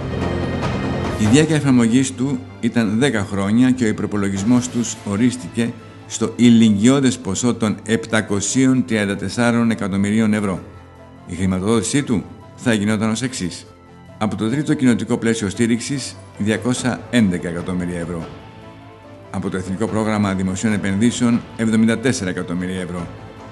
Από τον κρατικό προϋπολογισμό 317 εκατομμύρια και από την κοινωνική ασφάλιση 132 εκατομμύρια ευρώ. Σύνολο 734 εκατομμύρια ευρώ.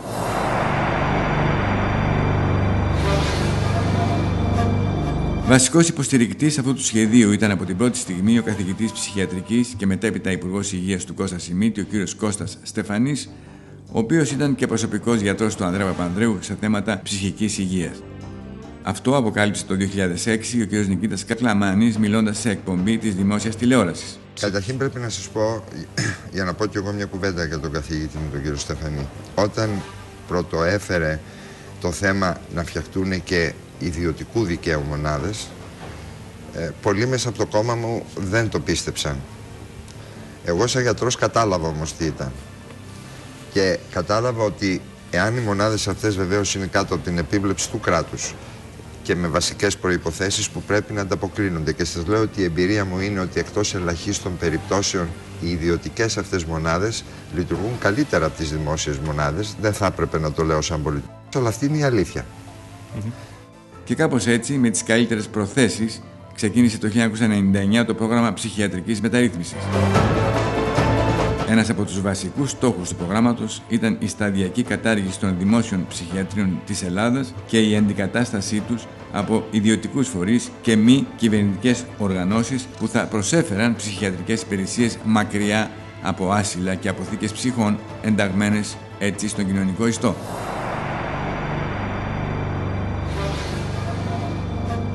Το παραμύθι ήταν ωραίο βέβαια, αλλά έκρυβαν το δράκο του. Γιατί όλα αυτά έδωσαν την ευκαιρία σε δεκάδες ιδιώτες να γίνουν ιδιοκτήτες μεγάλων μονάδων ψυχικής υγείας χωρίς να επενδύσουν ούτε ένα ευρώ, αφού τα χρήματα προέρχονταν κυρίως από τα κοινοτικά και τα κρατικά ταμεία.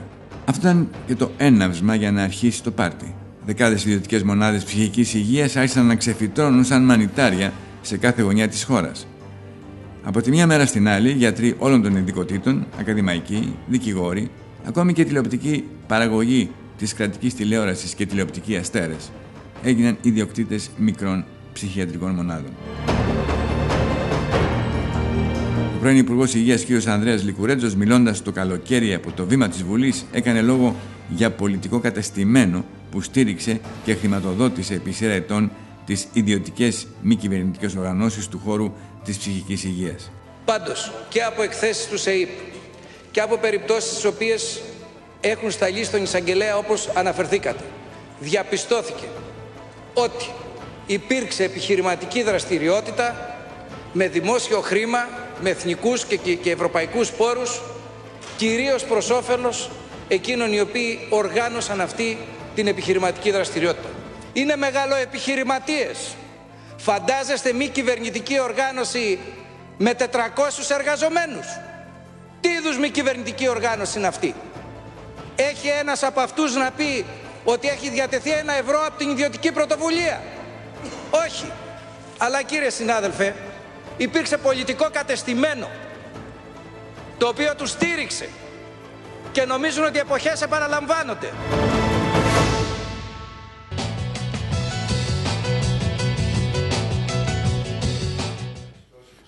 Δεν ξέρω τι λέτε εσείς. Εγώ ξέρω ότι ένας πρώην Υπουργός Υγείας λέει φοβερά πράγματα. Καταγγέλει ότι γίνονται ουσιαστικά επιχειρήσεις, κρύβονται δηλαδή επιχειρήσεις πίσω από αυτές τις ΜΚΟ που ασχολούνται με την ψυχική υγεία. Και τι έκανε, κύριε? Συγχωρείτε. Θέλω να ξεκαθαρίσω ένα πράγμα, γιατί είχε μπει το ίδιο θέμα και πριν από 2-3 Τετάρτες εδώ. Δεν είμαι καθόλου εναντίον των μη κυβερνητικών οργανώσεων όταν κάνουν σωστά τη δουλειά τους. Πρόκειται για εθελοντές οι οποίοι δίνουν την ψυχή τους χωρίς να αμείβονται για να βοηθήσουν τον συνάνθρωπό τους. Είτε αυτές οι μη κυβερνητικές οργανώσεις μπορεί να είναι αυτοί που ασχολούνται με την κατάσβεση των πυρκαγιών στα δάση, είτε είναι οι γιατροί του κόσμου, είτε και πάρα πολλές μη κυβερνητικές οργανώσεις. Αλλά είναι προφανές ότι για κάποιες υπάρχει αυτό που λέμε το σάπιο κράτος της Δανημαρκίας. Γιατί ο Υπουργός το λέει ξεκάθαρα. Μπορεί να μην λέει και συγκεκριμένα ποιες, αλλά λέει ότι κάποιες από αυτές ουσιαστικά είναι ιδιωτικές επιχειρήσεις. Δεν μπορεί και παίρνουν τα λεφτά από το κράτος και από τα ΕΣΠΑ και ποιος ξέρει τι κάνουνε. Δεν μπορεί να έχετε 300 υπαλλήλους ή μη κυβερνητική οργάνωση και να εμφανίζεται ως μη κυβερνητική οργάνωση. Είναι μια επιχείρηση. Ποιος το απαγορεύει? Η αποστολή που δείξατε πριν έχει 10 ξενώνες δικούς μας. Ποιος το απαγορεύει να έχει 400 εργαζόμενους? Η λογική δυστυχώς των υπουργών είναι ότι ό,τι δεν ελέγχουμε πολιτικά το σπηλώνουμε. Και το ξέρετε πολύ καλά. Οι γιατροί όταν είναι εναντίον μας τους σπηλώνουμε, και ακούσατε και τον κύριο Κακλαμάνη ότι κάνουμε καλύτερο έργο από κάποιες δημόσιες. Δεν θα πω στην αντιπαράθεση. Αυτό θέλω να ρωτήσω εσάς τώρα. Άλλο θέλω να τονίσω. Ναι. Εμείς, 2 μέρες πριν πει αυτά ο Υπουργός, κάναμε αναφορά στον εισαγγελέα του Αριού Πάγου και τον εγκαλούσαμε επιτέλους να επιτελέσει το καθήκον του για τη δημόσια υγεία. Να μας ελέγξει, να μας αξιολογήσει, αλλά και να μας χρηματοδοτήσει. Επί 9 μήνες ήταν απλήρωτοι το 2013 όλοι οι εργαζόμενοι στην ψυχική υγεία. Και δεν κλείσαμε ούτε μία μονάδα. Γιατί είχαμε αίσθημα ευθύνης. Συγγνώμη, ο Υπουργός είναι για να διαπιστώνει, κύριε Καρδαβέλα. Είναι για να διαπιστώνει. Όχι, για να λύνει προβλήματα. Για να δρά. Για να λύνει προβλήματα. Μετά από αυτά που είπε, τι έκανε? Λοιπόν, καλέσαμε. Και τι έχει γίνει και μέχρι 2 λεπτά, παρακαλώ. Καλέσαμε τον κύριο Λικουρέτζο για να μας απαντήσει, για να μας διαφωτίσει περισσότερο και μας είπε ότι δεν βγαίνει στις τηλεοπτικές εκπομπές. Να είναι καλά. Λοιπόν, ξέρετε κάτι, μισό λεπτό. Μας παίρνουν πάρα πολύ τηλέφωνο, με ειδοποιούν τώρα, που είναι εργαζόμενοι σε αυτές τις μη κυβερνητικές και λένε ότι είναι απλήρωτοι πάρα πολλούς μήνες. Και το ερώτημα είναι, αφού παίρνουν κάποια λεφτά αυτές οι ΜΚΟ, γιατί δεν πληρώνουν τους ανθρώπους τους? Θα σας απαντήσω. Ο προϋπολογισμός βάσει των κατατεθειμένων στοιχείων, βάσει των αναγκών των φορέων, ήταν 80 εκατομμύρια για το 2012. Το Υπουργείο κατάφερε να συγκεντρώσει 44 και μας έχει μεταφέρει ένα χρέος 36 εκατομμυρίων το 2013, το οποίο θα το αποπληρώσει τον Δεκέμβριο του 2013. Μάλιστα. Αυτή τη στιγμή, μετά από αγώνες δικούς μας, καταφέραμε να πείσουμε την Ευρωπαϊκή Επιτροπή ότι καταρρέει το ψυχαργός και να ξαναχρηματοδοτήσει τις μονάδες, γιατί το κράτος δεν μπορούσε. Και τι έκανε το κράτος? Από 44 εκατομμύρια που έδωσε πέρυσι, δίνει 28 το 2014. Γιατί η Ευρωπαϊκή Ένωση μας υποστήριξε, αλλά δεν μας υποστήριξε για να γίνουμε Ρουάντα, μας υποστήριξε για να κρατήσουμε τα κριτήρια που είχε θέσει. Για πρώτη φορά σε παγκόσμια πρωτοτυπία, ίδια δομή, δεύτερη φορά ξαναχρηματοδοτείται για τον αρχικό της σκοπό. Όταν αυτές οι μη κυβερνητικές οργανώσεις μπαίνουν μέσα στα νοσοκομεία, επιλέγουν τους ασθενείς και μάλιστα με κριτήρια τα οποία εξυπηρετούν τη λειτουργία τους και όχι τις ανάγκες του ασθενούς. Λοιπόν, δηλαδή, ποια είναι ο βαθμός της νόσου που έχει ο ασθενής, ποια είναι η σύνταξή του και ποια είναι η περιουσία του. Ίσως σκοπεύουν να ενεργοποιήσουν ψηφισμένη νομοθεσία, η οποία τι λέει? Παρακράτηση χρημάτων από τη σύνταξη των ασθενών. Ξέρετε ότι αυτό απευθύνεται και στην πρόνοια, με de facto κινήσεις ή με την εθελούσια συμμετοχή των ασθενών στην ψυχική υγεία. Πράγμα που πρέπει να το καταλάβει ο ελληνικός λαός, ότι σε λίγο και οι ίδιοι οι ψυχικά πάσχοντες με την ίδια τους τη σύνταξη θα μπαίνουν για να εξυπηρετούνται. Αν αυτό δεν σημαίνει καταστρατήγηση κάθε έννοιας δημόσιας λειτουργίας, τότε τι άλλο μπορεί να είναι? Εμείς συμπαθούμε τη δική σας κατάσταση και είμαστε ως εργαζόμενοι, ως φιλοσοφία δίπλα σας. Είστε και κακοπληρωμένοι και σας εκμεταλλεύονται και χρόνια απλήρωτοι. Όμως, σε καμία περίπτωση δεν μπορείτε εσείς να αναλάβετε κομμάτι της ψυχικής υγείας. Να είστε επικουρικοί, το είπα ήδη, σε πολύ μικρό βαθμό και με πολύ μεγάλο έλεγχο και αναφορά. Δεν έχετε δώσει αναφορά, δεν έχετε ελεγχθεί, ήδη έχετε κεκριμένα κονδύλια 80 με 100 εκατομμύρια. Εδώ πέρα η κυρία Δάφνη Σαμαρά, σε αυτό που λέγατε εσείς και σε αυτό που λέτε και εσείς, ότι επιλέγουν κάποιους και τους παίρνουν και τους πάνε, η κυρία Δάφνη Σαμαρά μας λέει το εξής. Για πες μας. Έχω προσωπική πείρα από την ιστορία με τις μη κυβερνητικές οργανώσεις ψυχικής υγείας. Στις περισσότερες περιπτώσεις πήραν τους ανθρώπους από το δημόσιο ψυχιατρίο, επειδή λέει εκεί ήταν άσυλο και τους πήγαν σε ένα άλλο άσυλο. Η ταμπέλα άλλαξε. Και αυτό γιατί οι εγκληματίες της κυβέρνησης Σιμίτη που ξεκίνησαν το πρόγραμμα αυτό δεν ασχολήθηκαν με το τεράστιο θέμα. Τι θα γίνει όταν τελειώσει η συμμετοχή της Ευρώπης στα κονδύλια? Γιατί να ασχοληθούν? Και η ψυχιατρική μεταρρύθμιση μια αρπακτούλα ήταν. Θα σας απαντήσω, κύριε Χαρδαβέλα. Εδώ έχω 4 αναφορές στον εισαγγελέα του Αρείου Πάγου που έχουμε κάνει τα τελευταία 7 χρόνια. Έχω αναφορά στο Ευρωπαϊκό Κοινοβούλιο που μίλησα το 2009 και προκαλέσαμε το νέο σύμφωνο, το προηγούμενο σύμφωνο Σπίτλα Αβραμόπουλου, όπου τότε η Ελλάδα κινδύνευε, επειδή μάλλον κινδύνευσε να χάσει τα χρήματα του ΕΣΠΑ, χρηματοδότησε ξανά την ψυχική υγεία. Κάνουμε μια ψευδεπίγραφη μεταρρύθμιση που το μόνο που κάνουμε είναι να μετακυλίουμε την ευθύνη από το κράτος στον ασθενή. Δυστυχώς δεν είναι πρόβλημα το πώς γίνεται η μεταρρύθμιση, αλλά το ποιες αξίες βάζουν οι κυβερνώντες. Λοιπόν, θέλω να βάλω μια τελεία στο θέμα αυτό για να πάμε και στα άλλα. Για μην κολλήσουμε στο θέμα των ψυχιατρίων. 30 δεύτερα. Ότι όταν οι κύριοι θα κλείσουν, γιατί δεν θα χρηματοδοτηθούν όλοι και θα έχουν καταργηθεί και τα ψυχιατρία, έτσι όπως κακώς και βία και καριέρα θα γίνει, ο ασθενής θα φτάσει στο σπίτι του, που εκείνη η οικογένεια θα υπομειστεί και τη φαρμακευτική του περίθαλψη και την νοσηλευτική του περίθαλψη και τελικά ο άνθρωπος θα μείνει αβοήθητος και η οικογένεια θα καταρρεύσει. Μάλιστα, ορίστε. Μια διαφορετική οπτική, κύριε Χαρδαβέλα. Προφανώς τα άσυλα και οι εικόνες που δείξατε είναι προϊόν της δικής τους πολιτικής στον χώρο της υγείας και την κατακρίνουμε πλήρως. Η αποασυλοποίηση ή η ψυχιατρική μεταρρύθμιση, όπως την είπανε, τι είχε σκοπό να κάνει? Ποιος μίλησε για άσυλο? Για ποιο λόγο δεν χρειάζεται σε ένα σύστημα υγείας ένα ειδικό ψυχιατρικό νοσοκομείο συνδεδεμένο με τα γενικά νοσοκομεία και το οποίο να συνεπικουρείται με μία σειρά από δομές μέσα στην κοινότητα όπου να μπορούν τα άτομα με ψυχικές διαταραχές? Τι συμβαίνει με την ψυχιατρική μεταρρύθμιση? Κλείνουν τα νοσοκομεία και αυτός ήταν ο προσανατολισμός από την αρχή. Αυτός ήταν ο προσανατολισμός τους. Ποια είναι τα αποτελέσματα αυτής της ψυχιατρικής μεταρρύθμισης που ήδη τα βλέπουμε και καταγράφονται και στην Ευρωπαϊκή Ένωση? Γιατί ξέρετε, υπάρχει και μια κόντρα εδώ πέρα. Αυτοί που στήριξαν την ψυχιατρική μεταρρύθμιση, αυτοί που βάλαν πλάτη συνδικαλιστικά, πολιτικά κτλ. Για την ψυχιατρική μεταρρύθμιση που ξεκίνησε πράγματι πριν το μνημόνιο, βγαίνουν και λένε ότι ήταν σε καλή κατεύθυνση και τώρα κάπως χαλάει. Αυτή ήταν ο προσανατολισμός από την αρχή. Αυτός ήταν ο προσανατολισμός. Να κλείσουν τα νοσοκομεία. Λοιπόν. Η εμπειρία, κύριε Χαρδαβέλα, λέει ότι το φαινόμενο της περιστρεφόμενης πόρτας έχει αυξηθεί. Μπαίνει από τη μία πόρτα ο ασθενής, βγαίνει από την άλλη για να ξαναμπεί από τη διπλανή πόρτα και περιστρέφεται έτσι το άτομο με ψυχικές διαταραχές σε ψυχιατρικές δομές, ότι οι άστεγοι έχουν αυξηθεί, γιατί οι μη κυβερνητικές οργανώσεις που έχουν απλήρωτους τους εργαζόμενους τους όταν επιλέγουν να διώξουν ασθενείς το υλοποιούν. Και εμείς δεν συμπαθούμε τις μη κυβερνητικές οργανώσεις, συμπαθούμε τους εργαζόμενους. Συμπαθούμε τους εργαζόμενους. Και κάνουν και πολύ καλή δουλειά. Και λέμε να κοινωνικοποιηθούν. Οι περισσότερες κάνουν πολύ καλή δουλειά. Να κοινωνικοποιηθούν, να ενταχθούν στο δημόσιο σύστημα υγείας και να πληρώνονται από το δημόσιο προϋπολογισμό. Ιούνιο του 2015 κλείνουν όλα τα δημόσια ψυχιατρία. Αυτό είναι μια απόφαση η οποία έχει υπογραφεί από το 2000. Και το 2000 είναι μεταρρύθμιση. Ο τελευταίος Ευρωπαϊκός Επίτροπος, ο κ. Άντρομ το Λιγκουρέτζο, τι υπέγραψε. Το επέβαλε και αυτό λοιπόν η Τρόικα. Όχι, λέει εν ονόμα της αποσύσεως. Είναι πριν. Γίνεται με μνημονιακούς όρους όμως, έτσι. Να ξέρουμε τι λέμε. Λοιπόν, για την αποσύωση. Στην Ιταλία είναι χωρίς μνημονιακούς όρους. Για την αποσυαλλιοποίηση κλπ. Τα μπερδεύουμε. Οι οργανώσεις οι ΜΚΟ που υπάρχουν αυτή τη στιγμή ψυχικής υγείας θα μπορέσουν άραγε από τον Ιούνιο του 2015, που δεν θα υπάρχει το Δαφνί, το Δρομοκαΐτιο, να αντέξουν όλους τους χιλιάδες ανθρώπους που θα ζητήσουν τη βοήθειά τους? Όχι, σε καμία περίπτωση. Σας είπα από την πρώτη μου λέξη ότι είμαστε συμπληρωματικοί. Σε δράσεις αποκατάστασης. Σας βάζουν όμως να είστε οι βασικοί. Το έχουμε αρνηθεί.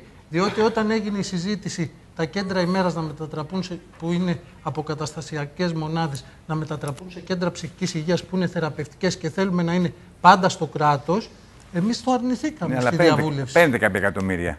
Τα εκατομμύρια τα παίρνουμε γιατί φιλοξενούμε 1.500 ασθενείς που έχουν φύγει από τη Λέρο, από το Σούδα, από την Πέτρα Ολύμπου, από την Κέρκυρα που κλείσανε και πρέπει να το χαιρόμαστε που κλείσανε κολαστήρια. Και δίνουμε καθημερινά σε 35.000 συμπολίτες μας σε όλα τα νησιά του Αιγαίου, γιατί δεν υπάρχει ψυχιατρική κλινική στο Αιγαίο. Οι υπηρεσίες... Πάμε σε ένα διάλειμμα και συνεχίζουμε.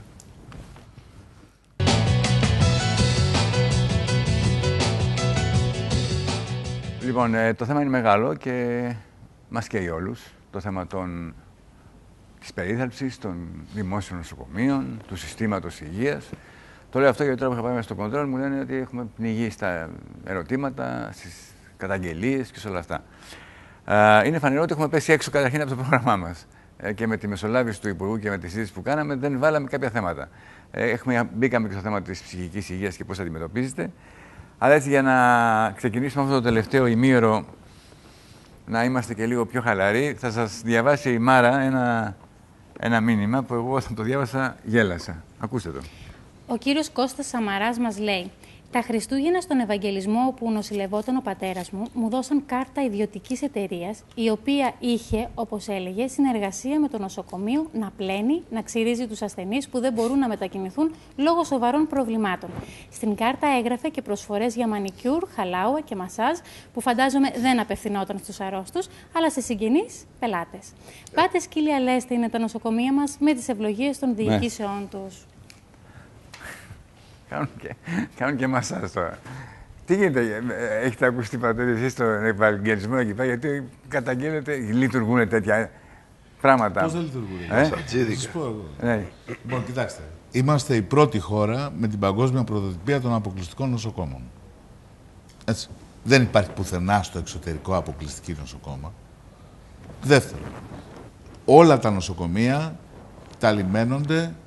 Όπου και να πάτε, τσακώνονται μεταξύ τους. Αλλάζουν τις κάρτες. Αυτοί που βάζουν την τηλεόραση στο δωμάτιο, αυτοί που παρέχουν το ειδικό στρώμα, αυτοί που παρέχουν την καρέκλα τη βοηθητική για να κοιμηθεί ο συγγενής του ασθενούς. Τα κοράκια που κάνουν τις κηδείες. Εντάξει, αυτοί έτσι κι αλλιώς είναι από παλιά. Το θυμάμαι από παλιά. Σκοτωνόντουσαν τα κοράκια. Στον εκροθάλαμο του τραβάγαν τους νεκρούς. Καταλαβαίνετε λοιπόν τι γίνεται. Βάλαν τα ιδιωτικά συνεργεία, καταργήσανε τα μαγειρία στα πιο πολλά νοσοκομεία και βάλανε ιδιωτικά συνεργεία ότι τάχα είναι φθηνότερα. Τα ίδια με τις υπηρεσίες καθαριότητος και τις υπηρεσίες φύλαξης. Γίνεται ένα πάρτι το οποίο συνεχίζεται. Ξέρετε πόσο θέλουν το χρόνο στο δικό μου το νοσοκομείο, θέλουν 30.000 ευρώ η εταιρεία φύλαξης για να φυλάξει το νοσοκομείο. Πόση μισθή αυτή με πόσοι μισθοί, πόσοι άνθρωποι θα βρίσκαν θέση εργασίας με αυτή την υπόθεση. Αυτό ξεκίνησε επί Υπουργείας Παπαδόπουλου το 2000, τάχα ότι θα ήταν φτηνότερα και τι να τα κάνουμε τους μόνιμους, που είναι τεμπέληδες, τα ίδια ακούγονταν και τότε. Μάλιστα. Τώρα λοιπόν, λυπάμαι που σας στεναχωρώ, αλλά... Εμένα με στεναχωρείτε. Δεν λέω. Εγώ τα λέω, όχι. Λοιπόν, τώρα λοιπόν έχουμε φτάσει στο αμήν. Το Παπαδόπουλο τον εκτιμάω να έχει το. Εντάξει, γι' αυτό λέω. Είναι και φίλος και γείτονας στο Παλαιοφάρι και τον εκτιμάω. Λοιπόν, και είναι από τους καλούς υπουργούς. Δεν είπα εγώ όχι. Από τους καλύτερους. Εντάξει. Αλλά από εκεί και πέρα όμως η ιδιωτικοποίηση των υπηρεσιών της υγείας με αυτόν τον τρόπο, δεν ξέρω, αποδείχθηκε μπούμερανγκ. Αυτή τη στιγμή, ξέρετε τι κάνανε, μετατρέψαν τους τραπεζοκόμους σε διοικητικούς υπαλλήλους και δώσανε το προσωπικό έξω. Ξέρετε τι κάνουν αυτές οι εταιρείες. Τι θυμάστε την κακομοίρα την Κούνεβα, τι έπαθε με τις ιστορίες αυτές. Λοιπόν, αυτά είναι. Σε συνέχεια αυτόν που είπε ο κύριος Λιβαδάς, απλώς να προσθέσω κάτι, δεν έχει και άμεση σχέση, αλλά θέλω να το πω. Τα πράγματα είναι πολύ απλά. Τα ελληνικά νοσοκομεία αυτή τη στιγμή, από όποια πλευρά και αν τα πιάσετε, πάσχουν. Πάσχουν όμως, δεν μπορεί να είμαστε για τα καλά, να τα γνωρίζει όλο το Υπουργείο και για τα άσχημα να μην γνωρίζει τίποτα. Και αυτό ανέκαθεν γινόταν αυτό. Δηλαδή, φτάσαμε σε ένα σημείο, θέλετε να πούμε ένα πράγμα έτσι που και να αφήσουμε λίγο την παραφιλολογία γενικά που ακούγεται. Αυτή τη στιγμή έχουν πεθάνει παιδάκια επειδή λόγω ελλείψεων προσωπικού στο Αγία Σοφία δεν υπήρχαν καρδιοχειρουργοί. Τώρα πληροφορούμε ότι ίσως να έχουν επανέλθει σε αίθουσες κτλ. 2,5 χρόνια δεν υπήρχαν καρδιοχειρουργοί. Δεν πειράζει. 7 παιδιά ή 8 παιδιά έχουν πεθάνει. Αυτή τη στιγμή υπάρχουν όλοι αυτοί οι άνθρωποι οι οποίοι πεθαίνουν στον δρόμο και σήμερα, τώρα, αύριο, μέρα μεσημέρι. Ξέρετε τι γίνεται, ακόμα και στον πόλεμο. Ακόμα και στον πόλεμο υπάρχει μια ειδικός κανονισμός, νομίζω, ανάμεσα σε αντιμαχόμενες πλευρές να σέβεται ο ένας τον άλλον. Τους τραυματίες. Εδώ πέρα δεν σέβονται ούτε τους γιατρούς ούτε τους τραυματίες. Λοιπόν, ακούστε να σας πω κάτι. Είναι προφανές ότι θα επανέλθουμε στο θέμα και θα επανέλθουμε και στις εντατικές που υπάρχουν προβλήματα και για τις ΜΚΟ που χρηματοδοτούνται για την δουλειά που κάνουν και αν θα μπορέσουν να αντέξουν. Όλους αυτούς τους χιλιάδες ανθρώπους θα ζητήσουν κάποια στιγμή βοήθεια ψυχιατρική από αυτούς τους ανθρώπους. Και το τελευταίο βίντεο που θα δείξω και μετά θα κάνουμε μια τελική βόλτα με τους καλεσμένους μας είναι μια κυβερνητική οργάνωση η οποία ψυχικής υγείας λέγεται Κλίμακα. Υπάρχει ολόκληρο θέμα στο Δήμο Αθήνας με την υπόθεση αυτή, θα το δούμε σε άλλη εκπομπή. Αυτή λοιπόν, κυρίες και κύριοι, ψυχική, η ΜΚΟ Κλίμακα, παίρνει 600.000 ευρώ τον χρόνο για να κάνει, λέει, να μετράει πόσους αυτοκτονούν και να έχει μια στατιστική πόσους αυτοκτονούν και να προλαμβάνει βέβαια τους αυτοκτονούντες. Αλλά εγώ θεωρώ ότι είναι πάρα πολλά λεφτά σε μια οργάνωση 600.000 σε μια τέτοια εποχή για να μετράει τις αυτοκτονίες ή για να προλαμβάνει, και εννοείται ότι είναι και εθελοντές εκεί πέρα μέσα. Δηλαδή πάει κάτω σε ένα τηλέφωνο και μιλάνε. Για να δούμε το ρεπορτάζ αυτό και θα κουβεντιάσουμε και θα κλείσουμε τώρα εδώ το θέμα της ψυχικής υγείας για να πάμε στο γενικό και να το δούμε. Πάμε.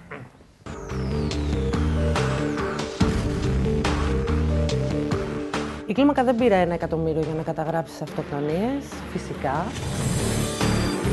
Στην Κλίμακα όντως έχει εγκριθεί ένα κονδύλι από το ΕΣΠΑ ύψους 600.000 ευρώ, το οποίο όμως αφορά τη λειτουργία του Κέντρου ημέρας για την πρόληψη της αυτοκτονίας και της τηλεφωνικής γραμμής, της 24ωρης τηλεφωνικής γραμμής 1018 για την παρέμβαση στην αυτοκτονία. Ωστόσο, βέβαια, δεν έχει εκταμιευτεί ποτέ αυτό το ποσό. Οι εργαζόμενοι στο Κέντρο ημέρας για την πρόληψη της αυτοκτονίας ήταν απλήρωτοι όλο το 2013 μέχρι και τον Αύγουστο. Εξακολουθούμε τώρα να είμαστε 2 μήνες απλήρωτοι, μιλάμε για κοινοτικούς πόρους. Δυστυχώς η πολιτεία αφενός δεν θεωρεί μια προτεραιότητα το κομμάτι των αυτοκτονιών, αφετέρου δεν θα μπορούσαμε να ζητήσουμε ένα τέτοιο ποσό για την καταγραφή των αυτοκτονιών. Η Κλίμακα ήδη από το 2007, χωρίς καμία χρηματοδότηση, δεδομένου ότι στελεχώνεται από επαγγελματίες ψυχικής υγείας, ψυχιάτρους, ψυχολόγους, κοινωνικούς λειτουργούς, λειτουργεί τη γραμμή παρέμβασης για την αυτοκτονία σε 24ωρη βάση. Το 2012, 5 χρόνια μετά, εντάχθηκε προς χρηματοδότηση από το ΕΣΠΑ. Ωστόσο, όπως σας προανέφερα, οι πόροι αυτοί δεν έχουν μέχρι σήμερα εκταμιευτεί. Μιλάμε για τη στελέχωση ενός κέντρου από 8 ψυχιάτρους και άλλους 3 ψυχολόγους καθώς και 2 επαγγελματίες ψυχικής υγείας για τη συγκεκριμένη δουλειά. Αφορά τη δυνατότητα να παρεμβαίνουμε άμεσα σε περιστατικά τα οποία χρήζουν άμεσης παρέμβασης, που βρίσκονται πραγματικά σε κίνδυνο θανάτου εκείνη τη στιγμή. Και όπως σας είπα, αν και το έργο έχει ξεκινήσει εδώ και 1,5 χρόνο, έχει εκταμιευθεί το 40% της συνολικά εγκεκριμένης χρηματοδότησης. Από το 2002 μέχρι σήμερα, η κλίμακα φέρεται να έχει λάβει από το Υπουργείο Υγείας περίπου 28 εκατομμύρια ευρώ, δηλαδή 3,5 εκατομμύρια ευρώ το χρόνο κατά μέσο όρο. Πώς διαθέτει τα χρήματα αυτά?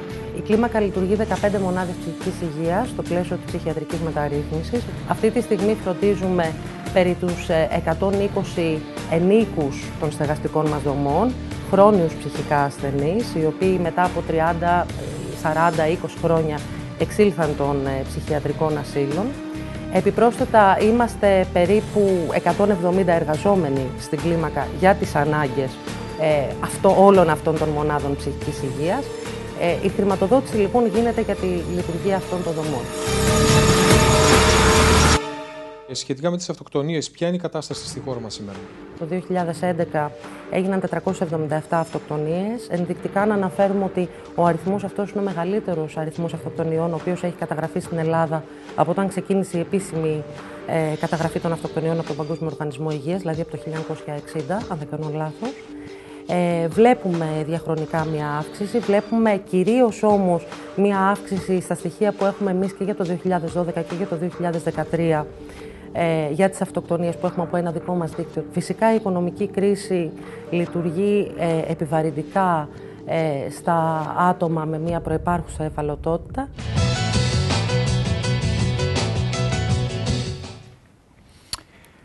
Έχω και ενστάσεις και να συμφωνήσω με ορισμένα πράγματα. Δηλαδή, κάνει δουλειά, έτσι, γιατί υπάρχει ένα τηλέφωνο, παίρνεις τηλέφωνο, είσαι απελπισμένος, έτοιμος να κόψεις φλέβες σου και προσπαθούν να σε σώσουν. Από την άλλη πλευρά, αν δινόντουσαν τα λεφτά αυτά, τα 38 εκατομμύρια, πολλά λεφτά, ρε παιδιά, 38 εκατομμύρια, και είναι και απλήρωτοι οι άνθρωποι. Αυτή είναι όλη η ιστορία. Είναι και απλήρωτοι μήνες. Αλλά αν τα λεφτά αυτά δινόντουσαν, φαντάζομαι, σε κάποια δημόσια ψυχιατρία, δεν θα είχε. Λειτουργούμε πολύ λιγότερα. Λειτουργείται πολύ λιγότερα. Και παράγουμε πολύ περισσότερα. Δηλαδή, νοσοκομεία ψυχιατρικά που λειτουργείται με λιγότερα χρήματα από ό,τι λειτουργεί μια μη κυβερνητική οργάνωση που παρέχει. Σαφώς, και παρέχουμε και πολύ περισσότερα. Δεν είναι βέβαια. Είναι σημαντική δουλειά που κάνουν. Δεν μπορεί να του κόψει το κεφάλι και να πει ότι δεν κάνουν τίποτα. Κάτι τέτοιο. Κάνουν σοβαρή δουλειά. Αλλά σε σχέση με αυτό το δικό σα που κλείνει και δεν υπάρχουν τα κονδύλια αυτά, εγώ θεωρώ πραγματικά είναι τεράστια η διαφορά και ίσως. Και είναι και μία απάντηση στον Υπουργό που είπε ότι οι αυτοκτονίες τελικά είναι στο μέσο όρο της Ευρώπης. Καταγραφή δική τους. Στο κατώτερο. Στο κατώτερο. Ναι. Λοιπόν, έχουν εκτιναχθεί πάνω. Να ξεκινήσουμε τη βόλτα μας σιγά σιγά, διότι έχουμε και διαφημιστικό διάλειμμα μπροστά μας, και να ξεκινήσουμε τον κύριο Πατούλη.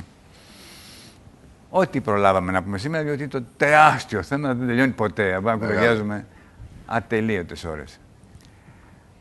Θα σας βάλω σε όλους το ερώτημα, αλλά θέλω και μια εξήγηση στην απάντηση. Εάν υπάρχει ελπίδα να αλλάξει κάτι. Αυτό μου λένε τώρα από το control, ότι αυτό είναι το βασικό ερώτημα όσων μας τηλεφωνούν και μας ρωτάνε κάτι. Ρωτήστε, λέει, τους καλεσμένους σας που ζουν στον χώρο της υγείας. Υπάρχει ελπίδα να αλλάξει κάτι και πώς? Καταρχήν, η ελπίδα υπάρχει γιατί δεν είμαστε ένα νησί του ειρηνικού και είμαστε ένα μέλος της Ευρωπαϊκής Ένωσης. Οι λύσεις βρίσκονται πολύ δίπλα μας. Αρκεί να καταλάβουμε ότι δεν μπορούν οι ηγεσίες να αναλαμβάνουν είτε άνθρωποι που δεν ξέρουν, είτε άνθρωποι που δεν θέλουν, είτε άνθρωποι που δεν μπορούν.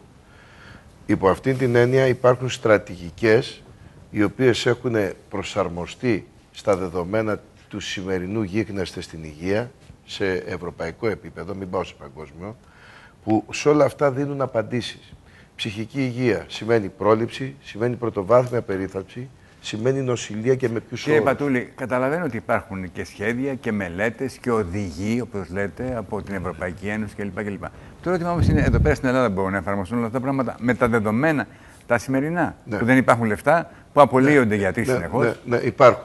Θα σας πω ότι αυτοί που κάναν τη διαπραγμάτευση με την Τρόικα ήταν άσχετοι και δεν μπορούσαν να ορθώσουν λέξη, έστω αν πιστεύαν στο μνημόνιο ή όχι, απέναντι στο πώς θα εξορθολογήσουμε το σύστημα της υγείας, που πράγματι ήταν ένα μπάχαλο, το οποίο κανείς έβαζε πολλά λεφτά σε μια μαύρη τρύπα και δεν είχε την ανάλογη απόδοση.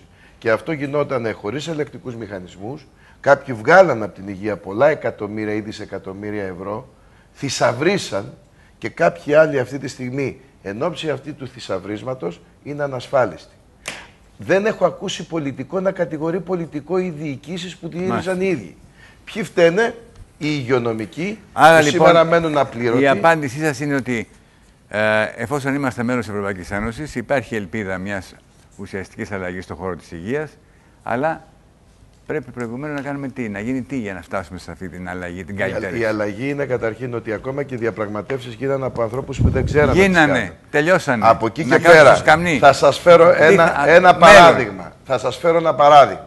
Λέμε σήμερα ότι ο αγροτικός γιατρός παίρνει 850 ευρώ και δεν πάει τελικά. Χρήματα δίδονται όμως για την περιφέρεια. Πώς?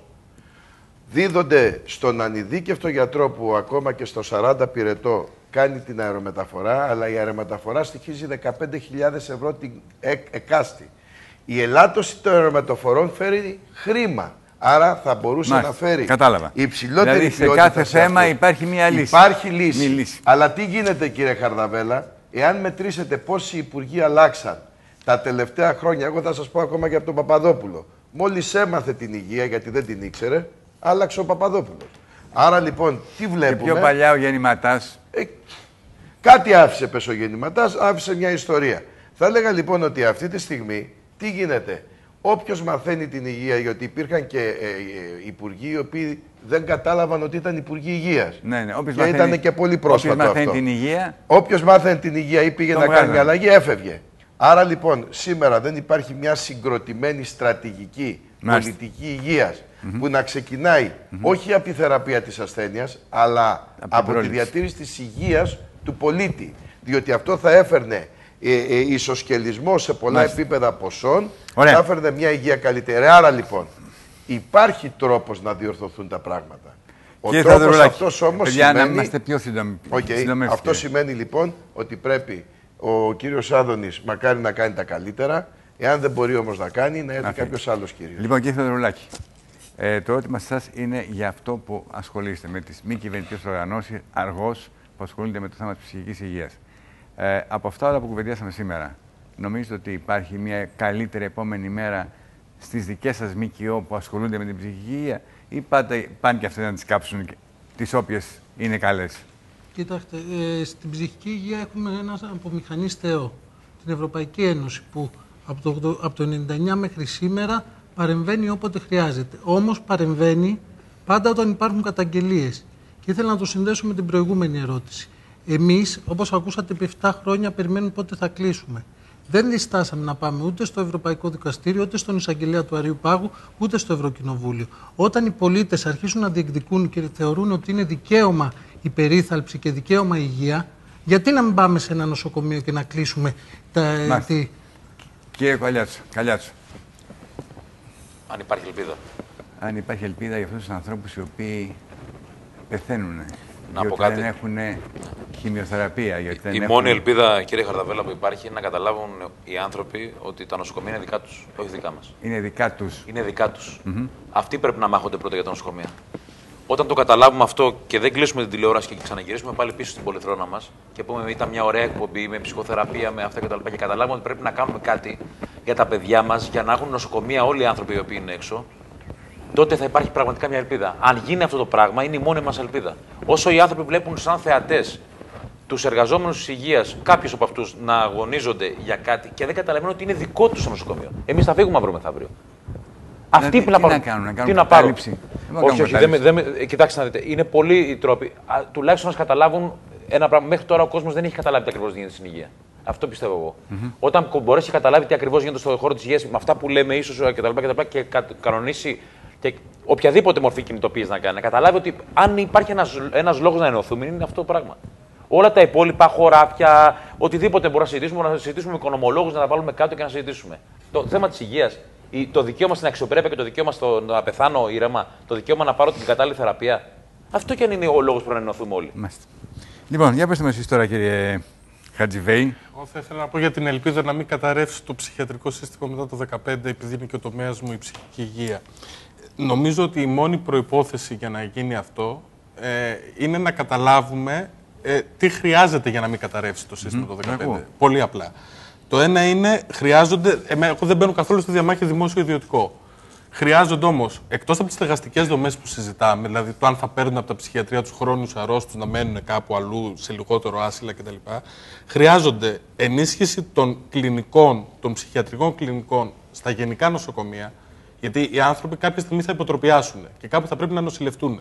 Αν δεν νοσηλευτούν στο Δαφνί, στο Δρομοκαΐτιο, στην Τρίπολη, θα πρέπει να νοσηλευτούν σε ψυχιατρική κλινική γενικού νοσοκομείου. Με 20 κρεβάτια σε 2-3 νοσοκομεία και 20 κρεβάτια σε μια πόλη της Πελοποννήσου κτλ. Δεν γίνεται. Οι ασθενείς είναι πολύ περισσότεροι, οι υποτροπές είναι συχνές. Και άρα ποια μπορεί να είναι η λύση σε αυτό, κοινοτικές δομές πρόληψης. Δηλαδή, κινητές μονάδες ψυχικής υγείας και κέντρα ψυχικής υγείας. Δημόσια ιδιωτικά. Δεν μπαίνω στη διαμάχη αυτή. Δούλευα στην αναμονή της ειδικότητας, σε κάποια φάση, δούλευα σε κινητή μονάδα ψυχικής υγείας στην Κρήτη. Σε 6 χρόνια λειτουργίας, στο νομό που δούλευα, στο νομό Λασιθίου, είχε πέσει οι εισαγωγές ψυχιατρικών ασθενών, δηλαδή οι υποτροπές τους να χρειαστεί να νοσηλευτούν, είχε πέσει 75%. Επειδή πηγαίναμε στα σπίτια των ψυχικά ασθενών, επιβλέπαμε το αν κάνουν την ενέσιμη αγωγή τους, μιλούσαμε με τους συγγενείς. Κατάλαβα. Πολύ σημαντικό. Αυτό λειτουργούσε με ελαχιστότατα χρήματα. Με ελαχιστότατα. Είχε 10 ανθρώπους. 3 γιατρούς, 3 νοσηλευτές. Με όλα αυτά που λέτε σήμερα και που ακούω σήμερα σε ό,τι αφορά τον τομέα της ψυχικής υγείας, μου δημιουργεί η αίσθηση ότι όλα αυτά γίνονται για να σπρωχτεί η δημόσια υγεία στα χέρια ιδιωτών. Αυτό είναι. Σοπά. Αβίαστα βγαίνει. Γενικά μιλάτε. Γενικά για όλους τους τομείς υγείας ή μόνο για την ψυχική υγεία? Μιλάω και για την ψυχική υγεία και για όλους τους τομείς. Προσέξτε κάτι. Θα διαβάσει η Μάρα εδώ πέρα ένα μήνυμα από τηλεθέτη. Που εμένα με συγκινεί πάρα πολύ. Λέει: Είμαι καρκινοπαθής και δίνω τον αγώνα για τη ζωή μου στο νοσοκομείο Άγιου Σάββας. Το μήνυμα είναι ένα, ξεκάθαρο και αδιαπραγμάτευτο, κύριε Χαρδαβέλα. Στην Ελλάδα οι καρκινοπαθείς δεν πεθαίνουν από τον καρκίνο, αλλά από την εγκληματική πολιτική υγείας. Μια πολιτική που δεν είναι μόνο θέμα κόμματος, κυβέρνησης, υπουργού, τρόικας, αλλά μια τραγικής και παγιωμένης κατάστασης που δεν πρόκειται να αλλάξει ποτέ. Τουλάχιστον όχι για εμένα που δεν έχω την πολυτέλεια του χρόνου. Καληνύχτα, Ελλάδα. Κύριε Χαρδαβέλα, ένα συγκλονιστικό μήνυμα απλά αποτυπώνει ότι περνάνε οι περισσότεροι καρκινοπαθείς της ημέρας μας.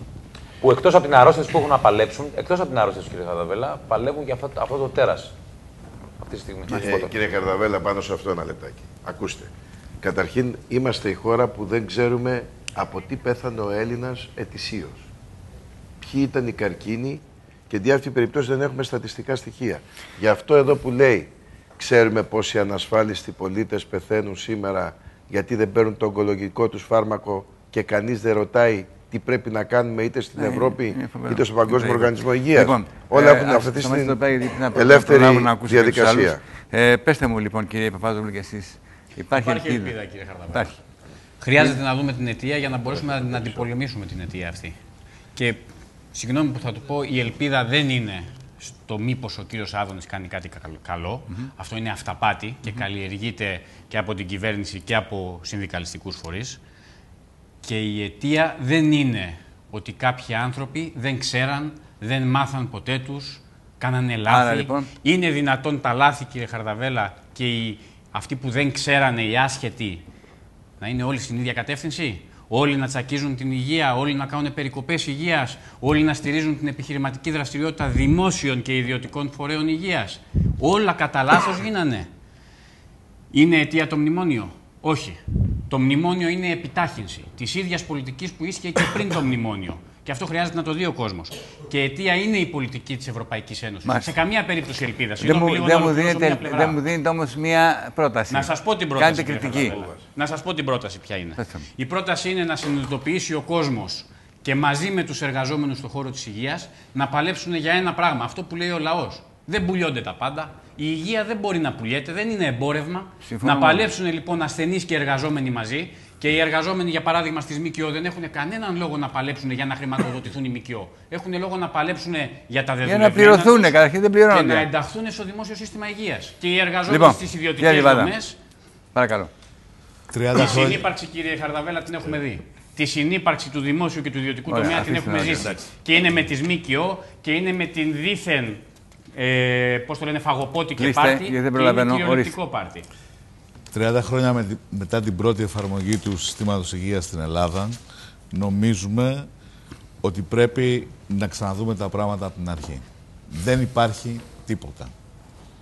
Πρέπει να οργανωθεί ένα καθολικό, οργανωμένο, δημόσιο σύστημα υγείας, χρηματοδοτούμενο από τον κρατικό προϋπολογισμό, γιατί δεν υπάρχουν ταμεία αυτή τη στιγμή να στηρίξουν κάτι άλλο.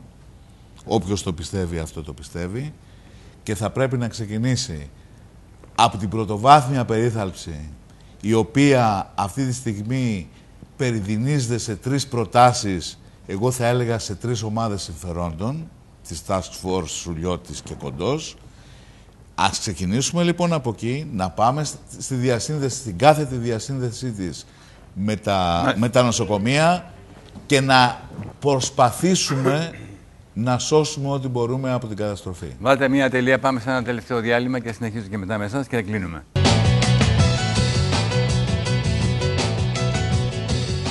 Έχουμε φτάσει στον επίλογο της σημερινής μας εκπομπής, μιας εκπομπής η οποία ουσιαστικά είναι το πρώτο μέρος ενός φακέλου που ανοίγουμε και έχει να κάνει με την δημόσια υγεία και με την περίθαλψη. Εδώ πέρα ακούγονται τέρατα πλέον, κυρίες και κύριοι, θα καταλαβαίνετε. Απίστευτα πράγματα που δεν μπορούμε να τα κλείσουμε σε μια εκπομπή και να βάλουμε τελεία, γιατί και πολλά θέματα τα αφήσαμε σήμερα χωρίς να τα αγγίξουμε. Εν πάση περιπτώσει, να κλείσουμε και με εσάς. Εγώ πραγματικά, κυρία Λουκέρη, δεν θέλω καν να σκεφτώ τι μπορεί να γίνει σε 19 μήνες από σήμερα, όταν θα κλείσουν όλα τα δημόσια ψυχιατρία, όταν αυτοί οι χιλιάδες άνθρωποι που νοσηλεύεται ή που έχουν ανάγκη νοσηλείας θα ζητήσουν περίθαλψη στις μη κυβερνητικές οργανώσεις ψυχικής υγείας, οι οποίες είναι φανερό, όπως μας λέτε κι εσείς, ότι έτσι όπως είναι τα πράγματα δεν μπορούν να αντιμετωπίσουν το πρόβλημα. Δεν μπορούν αυτές οι ΜΚΟ που υπάρχουν, αν δεν στελεχωθούν, δεν ενδυναμωθούν, δεν χρηματοδοτηθούν, δεν μπορούν να αντιμετωπίσουν αυτό το κύμα που θα έρθει από τον Δρομοκαΐτη και από άλλα νοσοκομεία για να πάει εκεί. Τι μπορεί να γίνει, διότι ο Υπουργός είπε ότι υπάρχει υποχρέωση ότι πρέπει να το κλείσουμε, να τα κλείσουμε. Αν θέλουμε να λέμε ότι η κοινωνία έχει συνείδηση, θα πρέπει να καταλάβει όταν μιλάμε για ψυχικά πάσχοντα και για εξαρτώμενο άνθρωπο, τοξικομανία, θα πρέπει να είναι πάρα πολύ σοβαρή απέναντι σε αυτό. Μετεξέλιξη και μετασχηματισμός στην ψυχική υγεία προϋποθέτει συγκεκριμένα βήματα τα οποία δεν έχουν γίνει. Αν δεν το πιάσουμε από την αρχή το πρόβλημα, που σημαίνει να κάνουμε πρωτοβάθμια περίθαλψη, να κάνουμε κέντρα ψυχικής υγείας και τομιοποίηση, το παιχνίδι είναι χαμένο.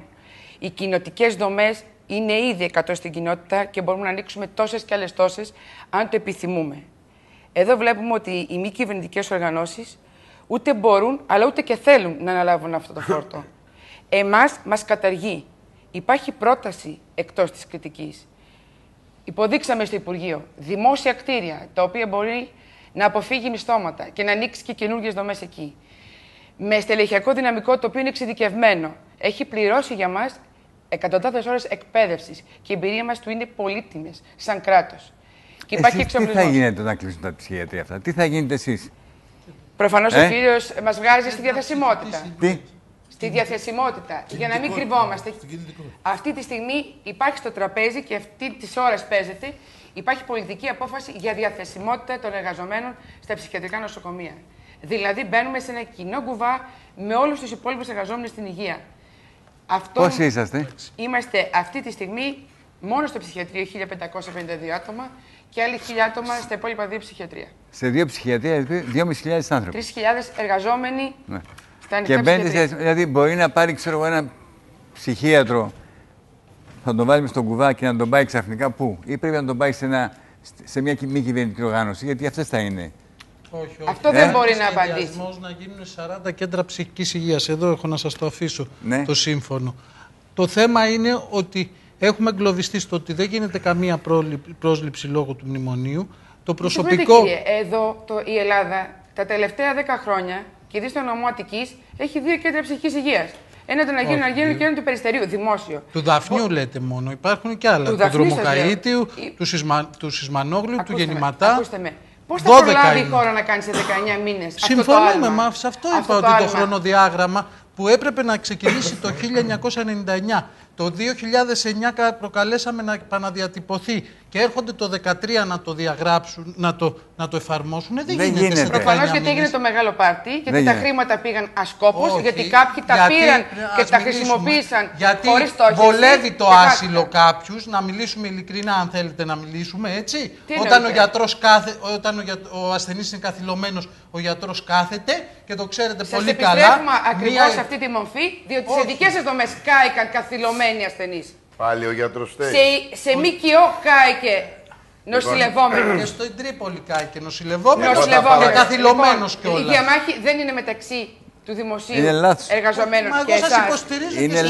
Η διαμάχη είναι στη στόχευση. Αυτή τη στιγμή δίνατε χρήματα χωρίς στόχευση. Το να τα παίρνουν οι ΜΚΟ και να τα χρησιμοποιούν και μόλις τελειώνουν να τα κλείνετε δεν είναι το σωστό. Ποιος έκλεισε? Μόνιμες επενδυμένες από το 2007 το έρχεστε, από το 2007 χαίρεστε ότι θα κλείσουν. Από το 2007 είμαστε στους δρόμους, δεν ήρθατε ποτέ οι παραστάτες. Έχουμε 1.500 ασθενείς σας. Για όνομα του Θεού. Εμείς είμαστε στους δρόμους πολύ πριν από εσάς και μετά από εσάς. εσάς. Με συγχωρείτε πάρα πολύ, σταματήστε. Ένα λεπτό. Δεν είναι υγιής, διότι είναι εργαζόμενοι και οι δύο και δεν είναι καθόλου. Αυτό λέγεται κοινωνικός. Η υπερευματοποίηση ψυχικά μπάσκετ. Μην μιλάμε όλοι Εσείς μαζί. να ενταχθείτε σε εμάς. Εγώ ανάφερα πρώτος τις ανάγκες των ασθενών. Εσείς αναφέρετε το ότι να μην γίνει τίποτα επειδή. Γιατί. Να λέγατε το 15 να γίνει 18, να το δεκτώ και να το προσυπογράψω. Η δική μας στόχευση και η δική μας δουλειά είναι να υπερασπιστούμε τους ασθενείς μας. Μισό λεπτό, παρακαλώ. Αυτούς πρέπει να στηρίξουμε. Ακούστε με. Αυτό είναι λάθος που γίνεται. Τεράστιο. Διότι δύο εργαζόμενοι, δύο άνθρωποι που παλεύουν στον ίδιο χώρο, ο καθένας διαφορετικά, συγκρούεστε μεταξύ σας ενώ πρέπει να είστε μαζί για να καλυτερεύσετε τα πράγματα στον χώρο. Μισό λεπτό. Το χρονοδιάγραμμα πρέπει να παραταθεί, όχι είναι όμως που να ξεχαστεί. έλεγα και λέω πολλές φορές και στο ραδιόφωνο που κάνω και όλα αυτά. Ότι μας έχουν οδηγήσει σε μια τέτοια σύγκρουση και αυτό λέγεται κοινωνικός διχασμός. Και θέλω να το προλάβω. Να είστε καλά όλοι σας. Να είστε καλά όλοι σας στο πέρασμα το βράδυ. Θα συνεχίσουμε. Όχι, Δαβίδη, δεν έχω χρόνο. Ο Υπουργός και η ηγεσία θα πρέπει να προσέξει ιδιαίτερα, γιατί όλοι στην Ευρώπη θέλουν Έλληνες γιατρούς και εμείς εδώ τους πυροβολούμε. Καλή σας νύχτα, να είστε καλά.